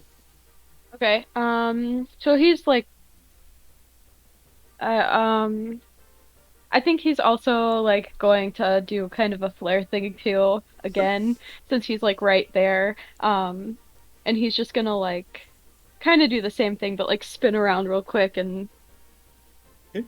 not very So- fancy with this one. You're That's fine. okay. Performance and AC. So my performance was 11. Okay. AC is 16. Yep, that hits. And 1? Wait, 3. 3. Okay, and that was the one that you were already attacking? Yeah. Okay. So getting a little bit more in the groove of battle, still a little nervous, still a little that you swinging around, slice through it, cutting it open, and it disintegrates, leaving only one left. And it got a 3, so it does not hit. Back to Meryl. So, seeing that there's only one left, I'm going to shout at Lucan, together, Lucan, and I'm going to hold my action with an Eldritch Blast to shoot it right when Lucan attacks it too, so we like attack at the same time, and it looks like, yeah. Sure. What's damage? So, that's an 18 to hit. Okay. Damage would be... Which one is it for damage from magic? I use too many different spells all at once. What? Is It's Eldritch a Blast? D10? I'm just gonna roll it on here, because... Is that gonna hit me? No. No. Okay. Nope, not D100. Sorry, guys. You're okay. I'm not sure what Eldritch Blast is. Which I one guess is it Warlock. there? 1d10 is normally for Warlock. Yeah. 8. And then Lucan? So he's gonna like hear Meryl, and he's gonna start like high, like prancing over, like long, like stride, like little steps with the sword, like straight out until he just can like thrust it right into the Sure. Dreamless. Yep. Does that that's fine. also need Nope. okay. That is nat one. No. Yeah. So Trip and as you're fall. as you're running forward, you forget the weight of the sword and it kind of sticks into the ground and you almost like you're like as you stick into the ground. But thankfully, like this Eldritch Splash like whooshes past you and disintegrates the next one, defeating all 5. You hear a firework go up in the air. And the number 5 appears in the forest, but then the forest starts to switch and change, and then all of a sudden you are in a underground cavern where there's like a yellow and green pool of waterfall and river that kind of like doesn't stay on the ground. It like moves in a stream like around the cavern, and like waterfalls are going upwards, and it's this very strange place. And 5 more appear. So we'll start back at the top. Okay. There. I've got to save some of my spell slots. There's a lot. So we'll try it again, and I'll thrust my wand into the air, and I'll cast Sacred Flame at whichever one's closest. Okay. It's a dexterity save, and they got to be 14. Okay. Yeah, they fail. Woo! 6. Okay. 6 points of damage for the first one. Okay. Lucan? I mean, I guess he'll just go for like the next one, after the one that Meryl. So you Hit. realize as the cave has now surrounded you, your sword is now stuck in a stone. Go ahead and roll a strength saving or a strength check. Oh no. So That's the one. my strength is +5, but I rolled a fucking 2. Hot. So you kind of like try to pull it out of the stone, and you like look over at Meryl like. So. Alrighty. So the first one, nope. Oh, nat 20. So this one is coming after Meryl. It's gonna be double damage on this one, so it comes at you with its claws. 7 points of damage. That's not bad, actually. And let's see, that was 3, and then there's 2 more. Nope. And nope. Okay, back to Meryl. She's gonna just kind of pinch her brow, looking at Lucan real quick, and then let me see. So the one that's closest to me is in melee. Yeah. Okay. So I'm gonna, where is it? I'm going to put my wand in my other hand. I'm gonna reach back, and as I reach back, like red flares are gonna kind of come across my hand, and then I'm gonna slap the thing in the face and cast Inflict Wounds. Okay. And it's a melee spell attack. Okay. Oh, that's 25. Yep, definitely hits. And how much damage? 3d10.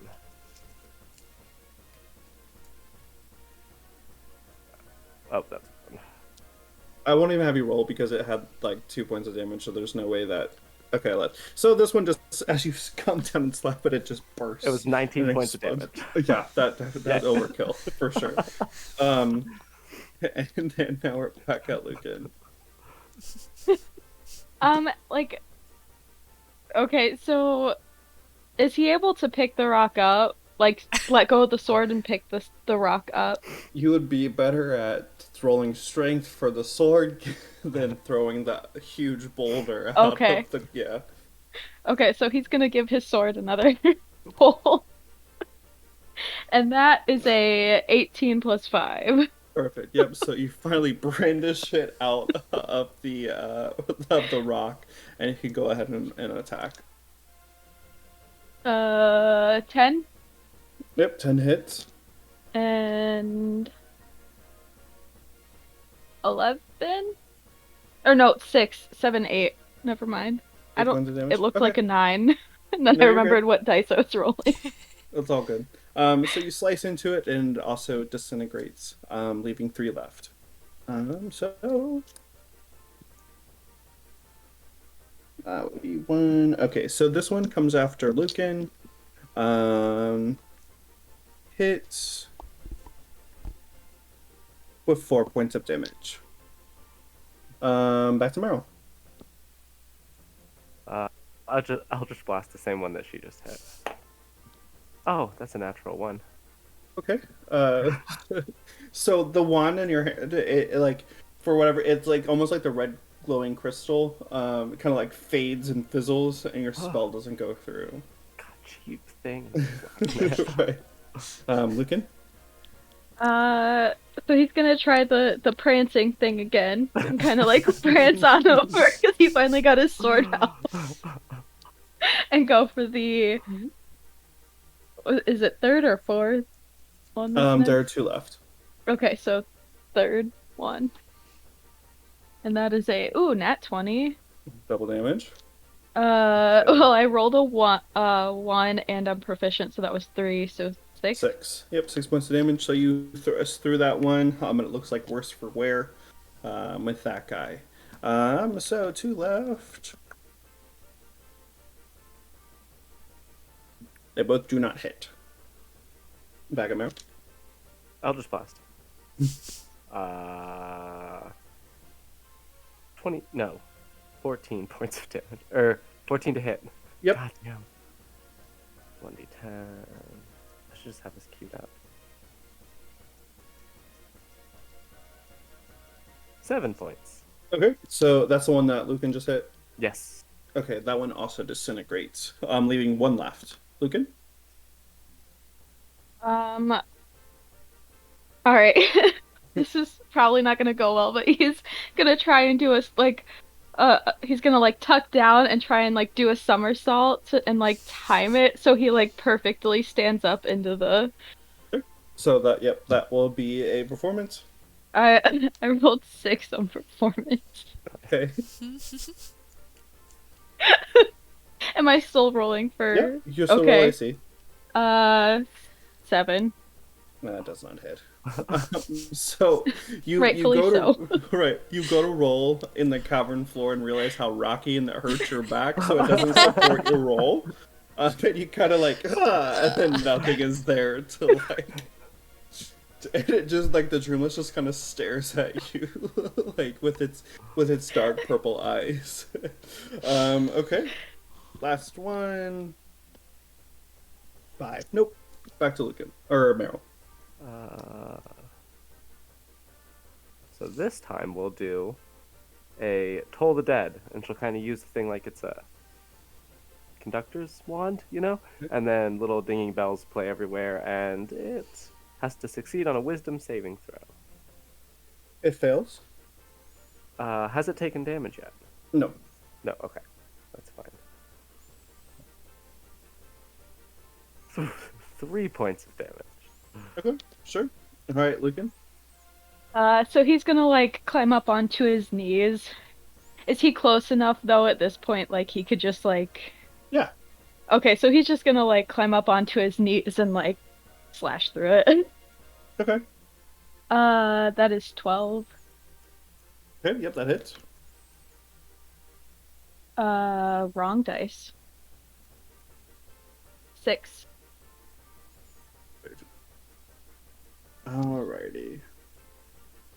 That would have. So it disintegrates into kind of nothingness as the stream of green and yellow water kind of splashes down all around you and then evaporates into a mist. And eventually, now you're in this like giant chessboard. There are no pieces except for you two on one side, and the other ones you see the final five. Although weirdly enough, the five start like twitching and and they start to form into one giant one. We'll still keep the same uh oops. We'll still keep the same initiative. So Meryl, you are first. Okay. How far away is it about? 50 feet. Okay. Oh. Okay. This one's kind of scary. So for now, I'm just going to run 10 steps back, so I'm 60 feet away from it. And I'm going to cast an Eldritch Blast. And I've gotten more serious because this is a little bit scarier, and I've kind of dropped all of the theatrics, and it comes out like it normally does, which is like a black and purple jet of energy in the shoot, because she's a little afraid. So that's a 17 to hit. That hits. 8 points of damage. Okay. All right, Lucan. Did you say 50 or 15? 50, 50. Oh. So he can't just, like, run over there? In 30 feet, you'd still be 20 feet away. I don't have anything. Yeah, you can get 30 feet closer. So he's going to get 30 feet closer, but whatever color he was standing on to begin with, I don't know if it was the black or white checker, but he's gonna, like, hop. Okay. So his you'll way roll there. performance for that. 10. Okay. So as you start running forward across the chessboard, the pieces start to move and go up and down, and some disappear and things like that. Um, so you manage to hop across a couple. Even with that 10, you still manage to get that length across as you're hopping and jumping across these moving chess pieces back and forth. But yeah, since you're only 30 feet away, yeah. Okay, so this one is going to come up closer. It's going to kind of form and rampage as it climbs up, with these giant black-looking hands, and it pulls itself up and launches itself up into the air, and then lands in front of Lucan. It doesn't get to hit. It does not meet your AC, so we're back at Meryl. Okay. So I'm going to creep 15 feet closer. Okay, so you're at the edge of the chessboard now. Yeah. Closer to Lucan and so I went 15 feet back, so you moved away from the chessboard. Yeah, I went 10 feet back the first round, and now I'd like to go 15 feet forward. Okay, so you're 5 feet onto the board. Got it. Yes, yeah, closer to them, and then I'll cast a guiding bolt, and it. What do I do with it? Range spell attack. Okay. Got hit. 18. That hits. Okay. And then also need a roll performance to climb onto the board. Oh. 16. Okay. Yep. And then how much is damage? 4d6 for a total of 15 points of damage. And Lucan, you have advantage on your next attack against the creature. Okay. All right, Lucan, yep. So Lucan is going to enter rage. Okay. And he's just gonna, like, the veins pop out on his forehead, and like it's almost like his arms kind of like swell up just a little bit, and then he will try and slash the creature, and that is a 8. Yeah, does not hit, unfortunately. You have advantage. You have Yes. advantage. Oh, poop. Mhm. Thank you. Yeah. You literally just said that, and I forgot. Well, 8. So, that was a 5. Okay. So then now it is coming after Lucan with a 10 plus 2, so 12, so that does not hit either. Oh. Back to Okay. Meryl. I will, from the safety of where I'm at right now, just Eldritch Blast it. So it's 14 to hit. Oh, that does not hit. Yeah. Alrighty, so back to Lucan. He will try again. Fuck, it's an 8. I'm tired of rolling on this no. bed. Yep, that does not hit either. Oh no. 16 plus 2, 18. So Lucan, it's coming after you. It swings its arm down, like crushing on top of you as you feel this blast of kind of like magical energy around you, and you for 8 points of damage. Back to Meryl. Eldritch Blast.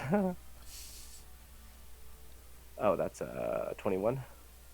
Hi, hits. 5 points of damage. Okay. And with my bonus action, can I? So I used a cantrip. Can I use one of my like class features as well? It is Sure. a bonus action to do Yeah. it. Lucan, I will heal you for. Oh no. 1 point. Sorry. It's okay. Everything helps. It's all good. I appreciate the effort. It's all that matters. Back to Lucan. Alright, we're gonna try this again.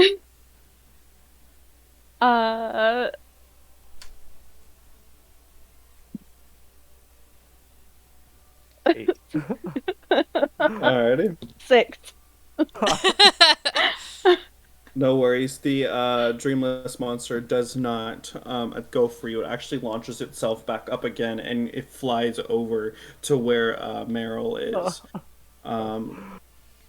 landing in front of her.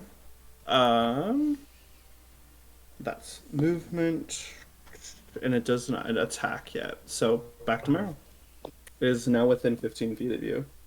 Within 15 feet of me. And as you're standing there on that platform, you start to feel it wobble and shake below you.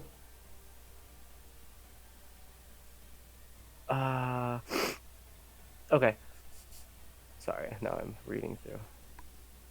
So I'm going to...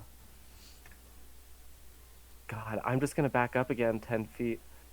Jump. Like, if I can diagonally go away from it. If Okay. there's room. Yeah. Do that. So... A 14 for performance? Yep.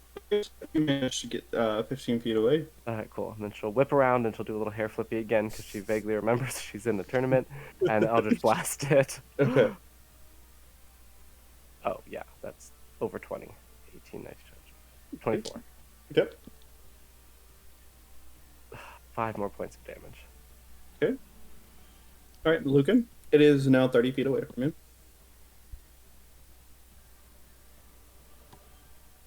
Okay. I mean, he's gonna try and go after it again, like hop along the Okay. Roll performance. things. It God, probably please. would like an athletics check, but technically, since you're like in this tournament, I'm rolling for performance. See, I would prefer athletics, but So if you want, No. you can do performance. Just know that or you can, if you want to do athletics, you can. However, it will not count towards your overall performance points that I've tallied. oh gosh. It's up to you. Totally up to you. Just know that, Um, if you take the athletics, it's not going to count towards your overall points.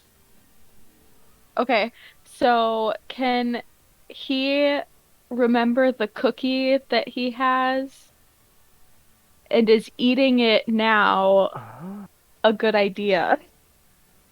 It That's depends up to on what you. it does. All right, he's gonna remember the cookie and he's gonna pull the cookie out and eat it. Okay, sure. So that will end your turn there. Okay. Okay. So we're back at our guy here who launches forward to Meryl. The 16 hit. Oh, yeah. Okay.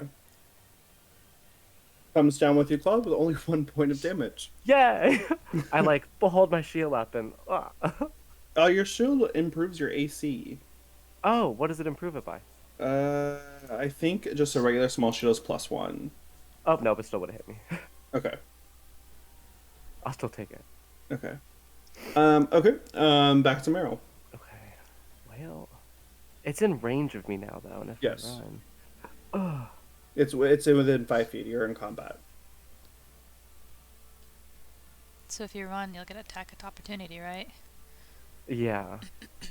If something has to make a saving throw, it doesn't get advantage for being within 5 feet of me, right? I only get disadvantage if I make a ranged spell attack. Believe so, yes. Okay, cool. So then after blocking attack, she'll feel pretty good, and she'll start playing her little song again with her bells, and she'll cast Toll the Dead at it. Okay. And it has to make a Wisdom saving throw and beat a 14. That's it's +3, so 10. So nope, it Woo! fails. Okay. And it's a total of. Oh, it was so close to being 11. It's a 4. 4 points. Yeah. Okay. And I'll just hold my ground. Okay. Ready? Back to Lucan. And so you feel your stomach start to churn. It like starts cramping up as you start shrinking smaller and smaller, and then eventually you jut up 20 feet, becoming a large creature. Okay, yay. I was scared for a second. Okay, so then is that all of his turn or No, you can go. okay, then he is going to scale across the board using performance. You That can is use advantage on this because of your size. okay. 13. Okay. And then He is going to try and hit it again. That is an 18. that hits. And then 5. 5 points of damage.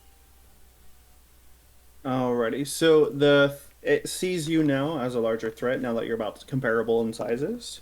So it comes after you, but does not hit. Back to Meryl.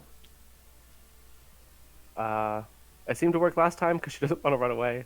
She's too scared. How much room do I have behind me until it's there's no more board? You are at the edge of the board right now. Oh, well, tits. Then, yeah, I'm just going to stay right here, and we'll play some more music, and it's got to make a wisdom saving throw, please. 4. 4?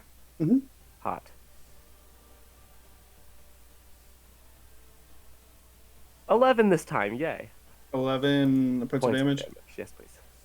You can see that this Dreamless is really starting to be on its last legs. Lucan? Alright, he's gonna try and go in for hopefully maybe Don't forget you have rage. I thought it ended because I Oh, because Didn't get hit. you're didn't correct. take damage. Yeah, hopefully try and make this one last. Fucking Christ. Sorry. 7. It does not hit. But you have advantage. Still? Yep. Oh, even on. Okay. Yep. Oh, 13. Okay, yeah, so that doesn't hit, unfortunately. Alrighty. Coming back after, it also does not hit, so back to Meryl.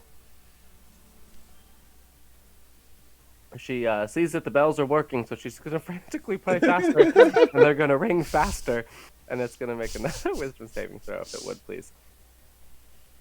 12. Can I make a performance check to see if I can make it grandiose and entertaining? Actually, absolutely. Yes. 19. Beautiful. Oh, and now damage. How much damage? A total of 10. How do you want to do this? Yay! Yay! Yeah, so the frantically playing, but still looking kind of good, and maybe some sweating, and then the bells just ring and ring and ring and ring until it gets so loud that you can see the thing like, it's like vibrating its head, and then it kind of pops. Sure. Alrighty, so Yeah. it disintegrates and turns into the pool of ash and smoke, and then finally disappearing as the chessboard returns to the arena that you remembered from the beginning, as the crowd goes super wild and enchanting. Let me see. There we go. Back to that. You all kind of coming off of your battle high for sure. A little sweaty, a little torn up, that type of thing. As the Queen of Hearts steps forward, she says, "What a grandiose showcase of how well you've done in this tournament. Congratulations to Team Lucan and Meryl, as you have advanced to the next round. Unfortunately for our knave, he has succumbed to the Dreamless." And then you see a cart with a dead body hanging off of it as it's escorted out of the arena. Now, ladies and gentlemen, the fight you have all been waiting for. The fight between Hercules and Team Meryl and Lucan. This next fight will start in the next 30 minutes for time for refreshment and a tea break. Enjoy. And you all kind of look around as you see Hercules stepping forward, like from the other side, as he, looks at you all, and then heads closer to where Lucan and Meryl are. Bailey, Evelyn, and Thal. At this time, you are seated near the Queen of Hearts. You've been watching this showcase happen at all. You do have time to go down and meet the champions, or you can totally stay up there. What would you guys like to do? Thal is definitely going to go down to them. Owen will as well. Yeah, we'll all go. Okay. So you guys make it down to the champion's tent, where you see Lucan and Meryl. They're kind of fixing up their armor and things like that.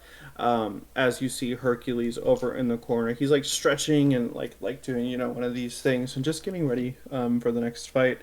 As he comes up to Meryl and Lucan, he says, "Hi, I'm Hercules. Boy Wonder, nice to meet you." And he extends his hand to you too. It's a pleasure. Lucan's gonna reach out and try and grip his hand kind of hard and give it a good look. Sure. He's shoulders back. He's like, "Some game, huh?" It was pretty intense, actually, more than I was expecting. Yeah, it's tough out here for sure, but I must say, let the good man or woman win in the next tournament. But I do have to tell you, I am not here just to compete in the games. At this time, Bailey, Evelyn, and Thal have arrived, and Hercules kind of turns. He goes, "Oh, hi there. I'm Hercules." Lucan's gonna kind of reach out as he sees them coming, and he's all sweaty. He's got sweat dripping out of his armpit hair, and he's gonna reach out and put his arms around two of you. I don't know who would be closer. You get to pick. Like ducks out of the way. Probably Thal and Bailey. He's gonna totally just grab Bailey and be like, "Hey, he's Hi! Can I roll a these are my dodge? friends." Yeah, roll dex. A saving throw? Or oh shit. Pretty sure she gets hugged by Lucan. That's an 8. Our lucky number of the day. Yeah. Oh yeah. So Lucan, kind of wraps the small body odor and sweat, dripping off of him. He says, Hercules. He goes over. He says, "Well, it's a pleasure to meet you all. I was actually just telling your friends here that I'm here not because of the games, but unfortunately some bad circumstances have gone back home. I've been able to trace the origination of it back here in this Underland world, and it would really work out if you would let me win this round." What kind of bad stuff, actually? We might have conjoining issues. We're coming from a very similar situation. Interesting to hear. Well, listen, some friends back home, uh, they're starting to fall asleep, and I haven't been able to wake them up. Listen, we And can work together. We're having the same issue. We already know what we're Very much doing. so. We know how to fix Also, it. if we don't win, our heads will come off. And, Oh, we that can't too. help you. Yeah. and your friends will probably stay asleep forever. I've conducted that much. I haven't been able to wake them. It's weird because even fairies and gods have been able to fall asleep and not wake up. What gods have? It's what? Like, what gods? She doesn't know that she's talking to, like, a demigod. Well, the ones back home, on Mount Olympus. My father being one of them. Oh. Well, that's really curious, because our friend that's almost like a god also fell asleep, but I don't think he's a god. He's like a bird. Bird god. Well, what she That's means terrible. is, yes, he's very powerful and also won't wake up. Did their hair turn white by chance? Well, my father's was already white as it is, but yes, even Megara, her hair turned white too. Well, And he like kind of looks sad about this. we think we can fix this. It's gonna take us a bit of time, but we really do need that trophy because it has something in there to fix this whole situation, or at least a piece of it to fix it. You're talking about the Queen of Hearts totem, right? Precisely. Yes. Bingo. We have others. All right. Normally, I would say we have to play square and fair because that's my morals, but I understand that this is obviously very big for you. All right. We don't want to die. I don't I- blame you. I don't want you to die at all. Yeah. Yeah. So what am I supposed to do? What are we supposed to do? Like make it look real? Like I don't want to actually hurt you. I promise that we will help you as much as we can. We've already got a lot of groundwork for this to help these people wake up, but I All right. That's fine. Don't worry about it. I'll go talk to the Queen and I'll forfeit. No, no, no, no, no. No, no, no. I say we still give them a show. Why do they have to think anything is weird? I mean, you can, we'll send some shots and we'll, hold back some blows, but, and then maybe you can hit me and I'll, like, pass out and then you two have a battle and then we win. The only thing is with that is I'm honor bound. Oh. I have to play fair if I fight with you. But if you don't play fair, then I win. That's where I was coming from. If you don't know my story, I'm a demigod. So your blows aren't going to be as effective as the ones against you, and I can't hold back. Ooh. So you're just gonna So- win no matter what. That's why I was trying to let you guys know that if you don't try to fight, I'll win. But if I forfeit, no one gets hurt. And trust me, I've taken my blows before too. But I'll be fine. What if the queen doesn't like that or accepts that? Well, she'll have to get over it. Her rule might be in this world, but I've got some friends on my side too.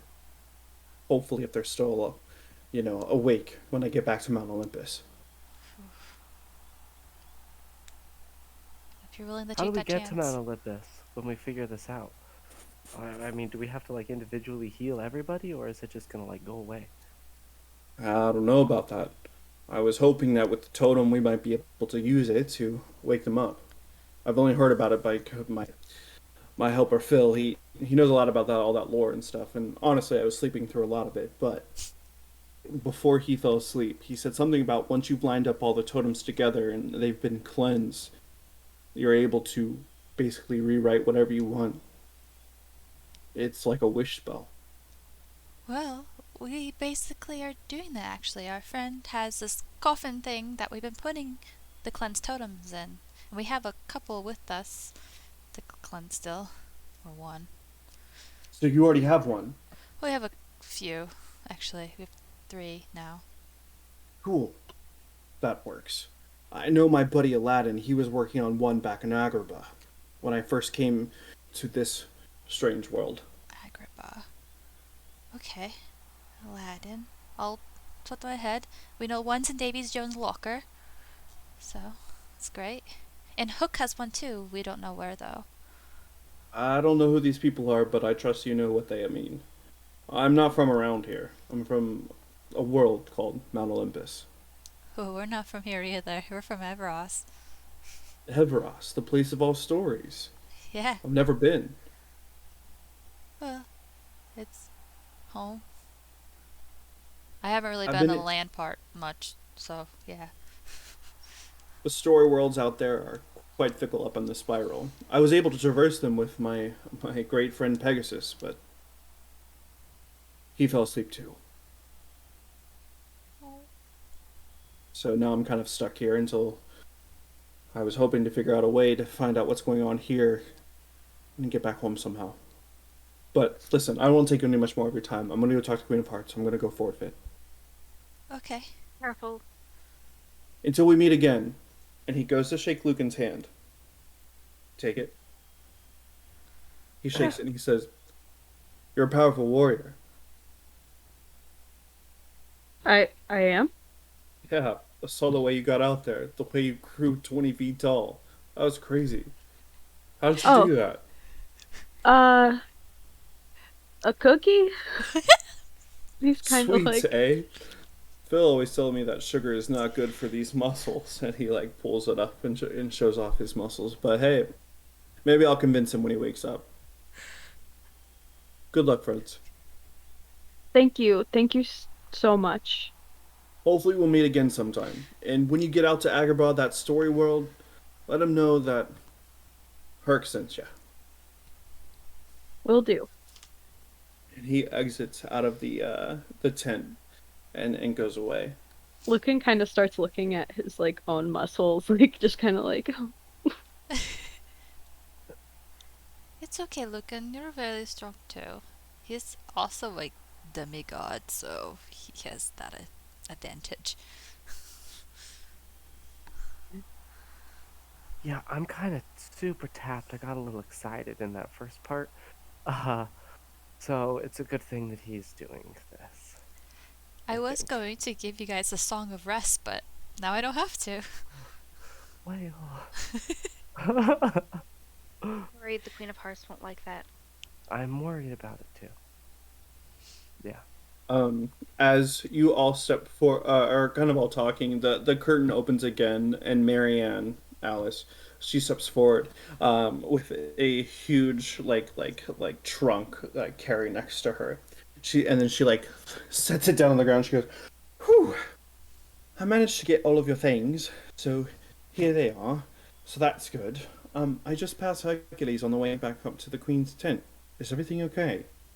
Oh yeah, he's forfeiting and letting us win. He's forfeiting. Wow. Something about honor. That makes sense. Absolutely. You know, when I was traversing the story realms, Mount Olympus was one place that I really did not like. Oh, Why? why? I don't know, it was strange there. People talk in weird accents. That's the only reason? Well, among other things, but there's also this horrible thing called Hades, who's a lord of the underworld in that place. Thankfully, he has no ties here. Mount Olympus is its own separate story realm, not contributed to Everas. Oh, Well, that's good. Oh. that is excellent. Do you know where Agrahbah is? Yeah, well, obviously it used to exist here in Everas, but after the story realms were created, it's a story realm. I could probably figure out a way to get there through tear jumping. Tear jump. I do have that ability. Are you able to tear jump us? No, I can't do more than one other person with me quite right now. But I do have a way of finding looking glasses that might get you there. Oh. That might be good. I know we need to get back to Everas because of the totems we have and check on Eliot. But Oh, speaking of totems, and Alice throws open the trunk and she says, "We have the trophy. I did steal it. We have approximately 3 minutes before the card guard gets here." great. Okay, so Cleansed. let's go. But what about Oh. Hook's key totem? We'll figure it out on the way. I did manage to steal this while she wasn't looking. Okay, so let's get changed. Let's go. Lucan's Are you- gonna. Evelyn, can you take us back? You have his key, I have the right? key. Yes. We don't even have to run. I just need a door. Got you. So we run to find a door as she's putting on her clothes.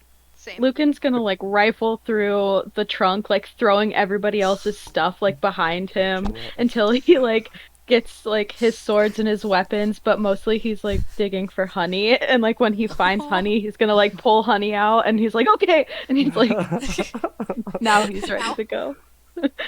Perfect. All right. Bailey will hurry up and get dressed and be like, "Oh, thank God, those other clothes smelled like Lucan's armpit." Mm. Everyone roll a dexterity to see how quickly you can put on these clothes. Oh dear. No. Just general Ooh. dexterity? Nat 20. 19. Finally. Oh. 14. Yeah, she's really overwhelmed by that smell. That's a 5. I got an 11. Okay. So everyone kind of manages to get their clothes on as Bailey's still trying to get all her straps and leather pieces all together as you're making your way down this hallway where there's this large ornate door that Alice is at. She like throws off her hat as you realize her dress has become blue again. And then she's like, "Yeah, this door will work." Evelyn takes the key out of the satchel, and she puts it in the door, and she turns it, and she opens the door. Perfect. You see this glittering kind of portal-y magic as you see card guards charging down the hallway towards you. Everyone in, and she holds the door open, and she like waves everybody in. Come on, Bailey! And she grabs her arm to like shove her through. Stumbles through, still kind of like buttoning up one of the pants. latches. Alright, so you tumble through the portal as you start falling through this magical portal and of things like that, and bookcases and chess pieces and giant dice kind of whirl past you, and eventually you land. You land back into a place that is familiar, but it's not Eliot's tower. Oh, Oh. you just thought made this- my notes wrong. I thought This- this key was supposed to take us there. This place is eternally black, with 3 inches of water on the floor, soaking your shoes. What? Oh no. Oh, Why are we no. here? Oh, Why no. would we be back here? No, no, no, no, no, Oh no. no, no, no. No. Oh no. Why would that key take us here? It's supposed to take us back to Eliot's tower. It wasn't supposed to take us here. Who told us it was taking us back to Eliot's tower again? A bird.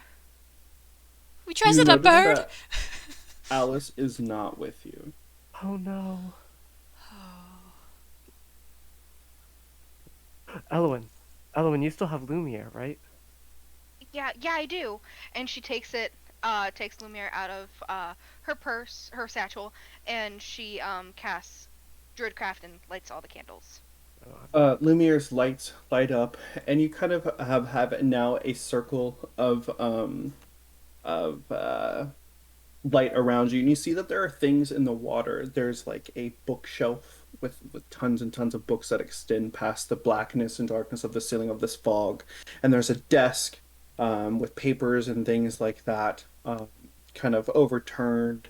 There's some trunks, some barrels, and just some weird things all around in this area. Does Does it look like the stuff that was in Eliot's room? Yes. Oh, no.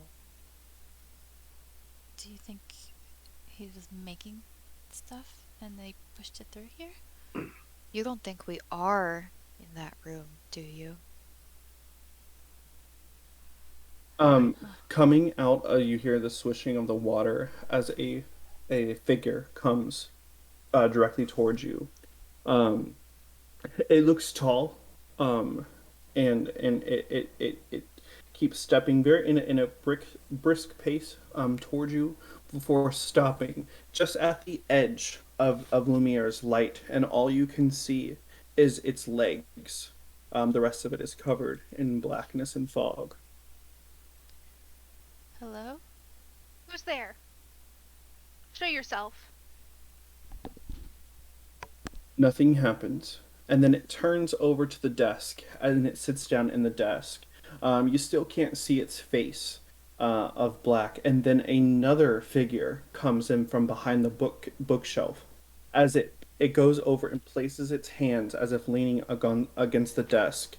And you can hear as if there's a conversation happening between the two, but you can't make out what they're saying. It's like a mumbled language. Should we try to get closer? We gotta see what they're saying. Maybe they know Or a see way who out. it is? You don't think that could be Eliot, do you? I hope not. No. Can it be? Eliot's asleep. I don't know.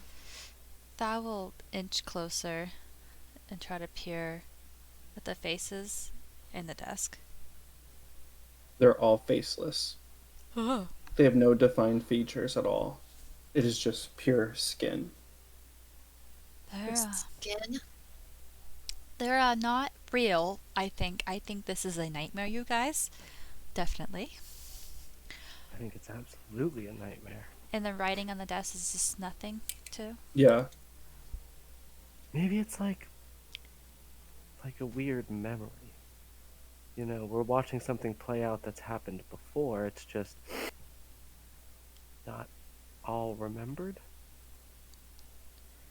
You kind of watch this scene play out as the person who was leaning up against the deck, like a desk, like pushes themselves away.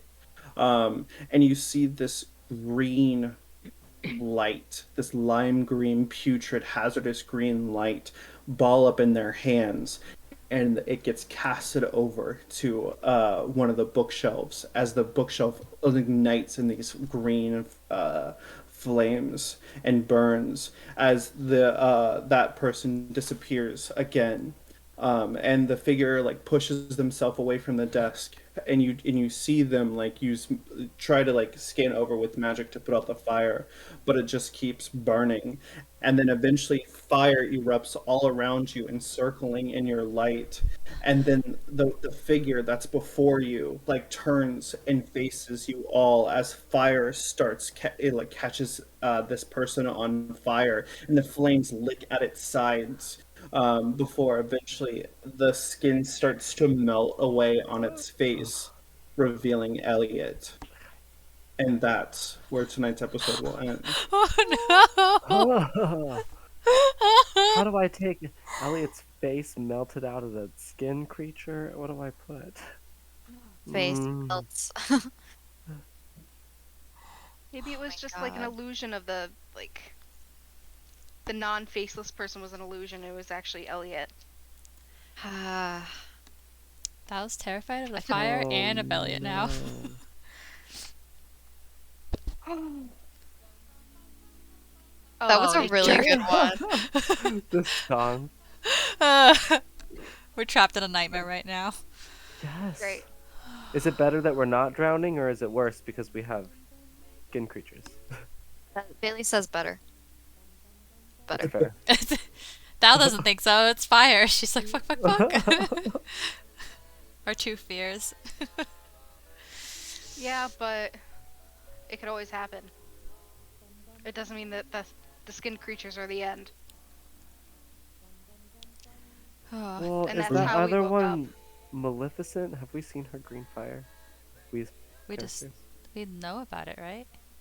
Do we? Yeah, but from her repository, anyone who was in there would have seen like the green flames from the torches and things like that.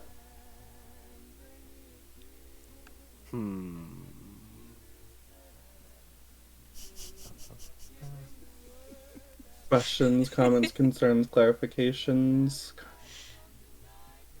I love it so much. It's a fun one. I love Good. green magic. Yeah. I'm glad you like that. Maleficent's not the only one who has green magic. Yeah. You've seen one other person in this world use green magic. Me. Eloin? Not Or do you mean evil green? lime. Yeah, Is it Nathaniel? Yeah. Sephiria. Sephiria. I don't know if I don't think Meryl's ever seen that. Has she? She's used magic around you before. She only has green magic. No matter what she does. Yeah. So yeah, poor Eliot.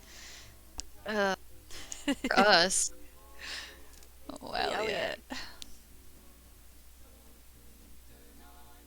Yikes.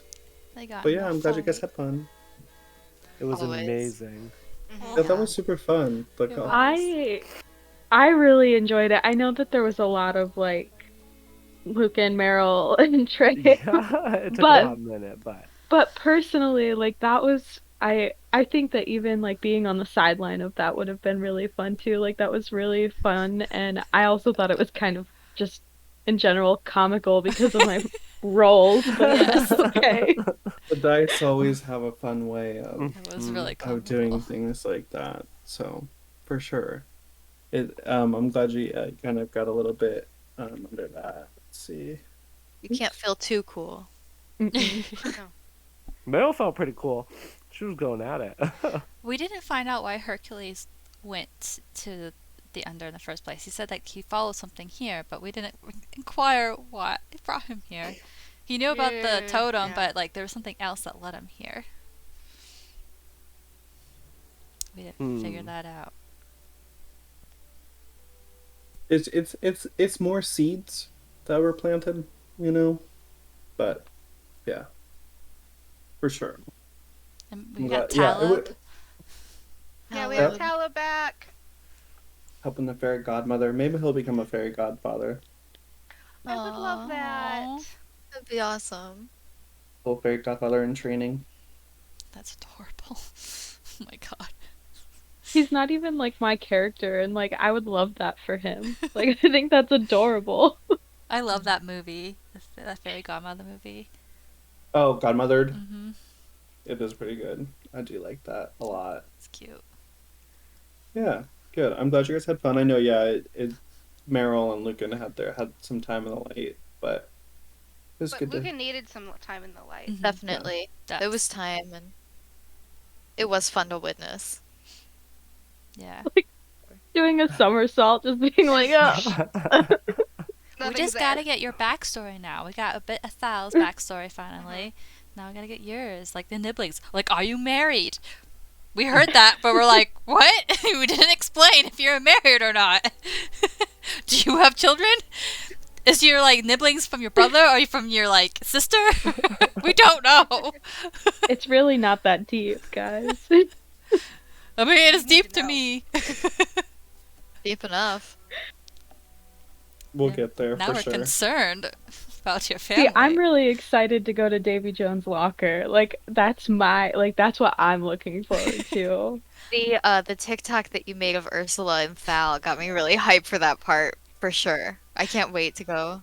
There's like 3 more Ursula TikToks I did.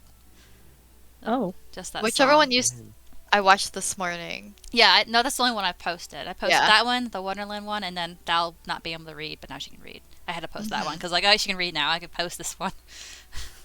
So It's true. You can What post is- whatever you want. yeah. Well, yeah. Not whatever I want yet. I'm excited for pirates too. It'll be fun for sure. I've been It'll looking be at adventure. lots of pirate sounds, a lot of Davy Jones sounds. Yes. Pretty fun. Justice for Johnny! Get some Yes! Captain Jack up in here for sure. Oh, Gotta work on my Captain Jack accent. oh. Actually, just today I went downstairs at my grandma's and she has this old like papers and telegraphs from her dad when he was in the Navy, me and Sydney's great grandpa. And he was part of a membership of it was like the Secrets of the Deep, and it's signed by Davy Jones. It's that's really cool. cool. That's It's amazing. really cool. I just saw it today. I'll take a picture of it. It's awesome. Yeah, I want to see that. I didn't know that stuff You would- existed. You would recognize it's like part of the big shadow box she used to have in the hallway where he like said he was coming home. There's like a little card that's like the Secret Order of the Deep for like crossing the equator on a Navy ship, and it's signed by Davy Jones and Neptunus Rex. It's really cool. That's so That's cool. cool. Wait, isn't Neptunus Rex from 20,000 Leagues? I think it's the one of the official names of King Neptune. Like because I looked it up and it said that was like a name for King Neptune, like the god of the that sea. makes sense. I gotta get back to my Um, Percy lore. Yeah. Question to make sure you guys understand. So you do understand that Mount Olympus is a separate world, correct? Like it's not Sure. an Everas thing. Yeah. It is its It's own not even, like, separate. It's not like Yes. even a story world, technically. It's Like like another Yeah. realm. It's its own realm in the spiral. a Okay. pocket realm in the No. spiral. Just like Earth is a pocket realm, technically, in Yeah. the spiral, but it's not a part of Everas.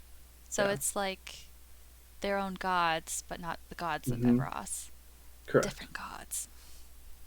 Yeah, that's how I kind of got around the whole like Hades being the lord of the underworld, and then Grim being the god of, or fairy of death. So Mhm.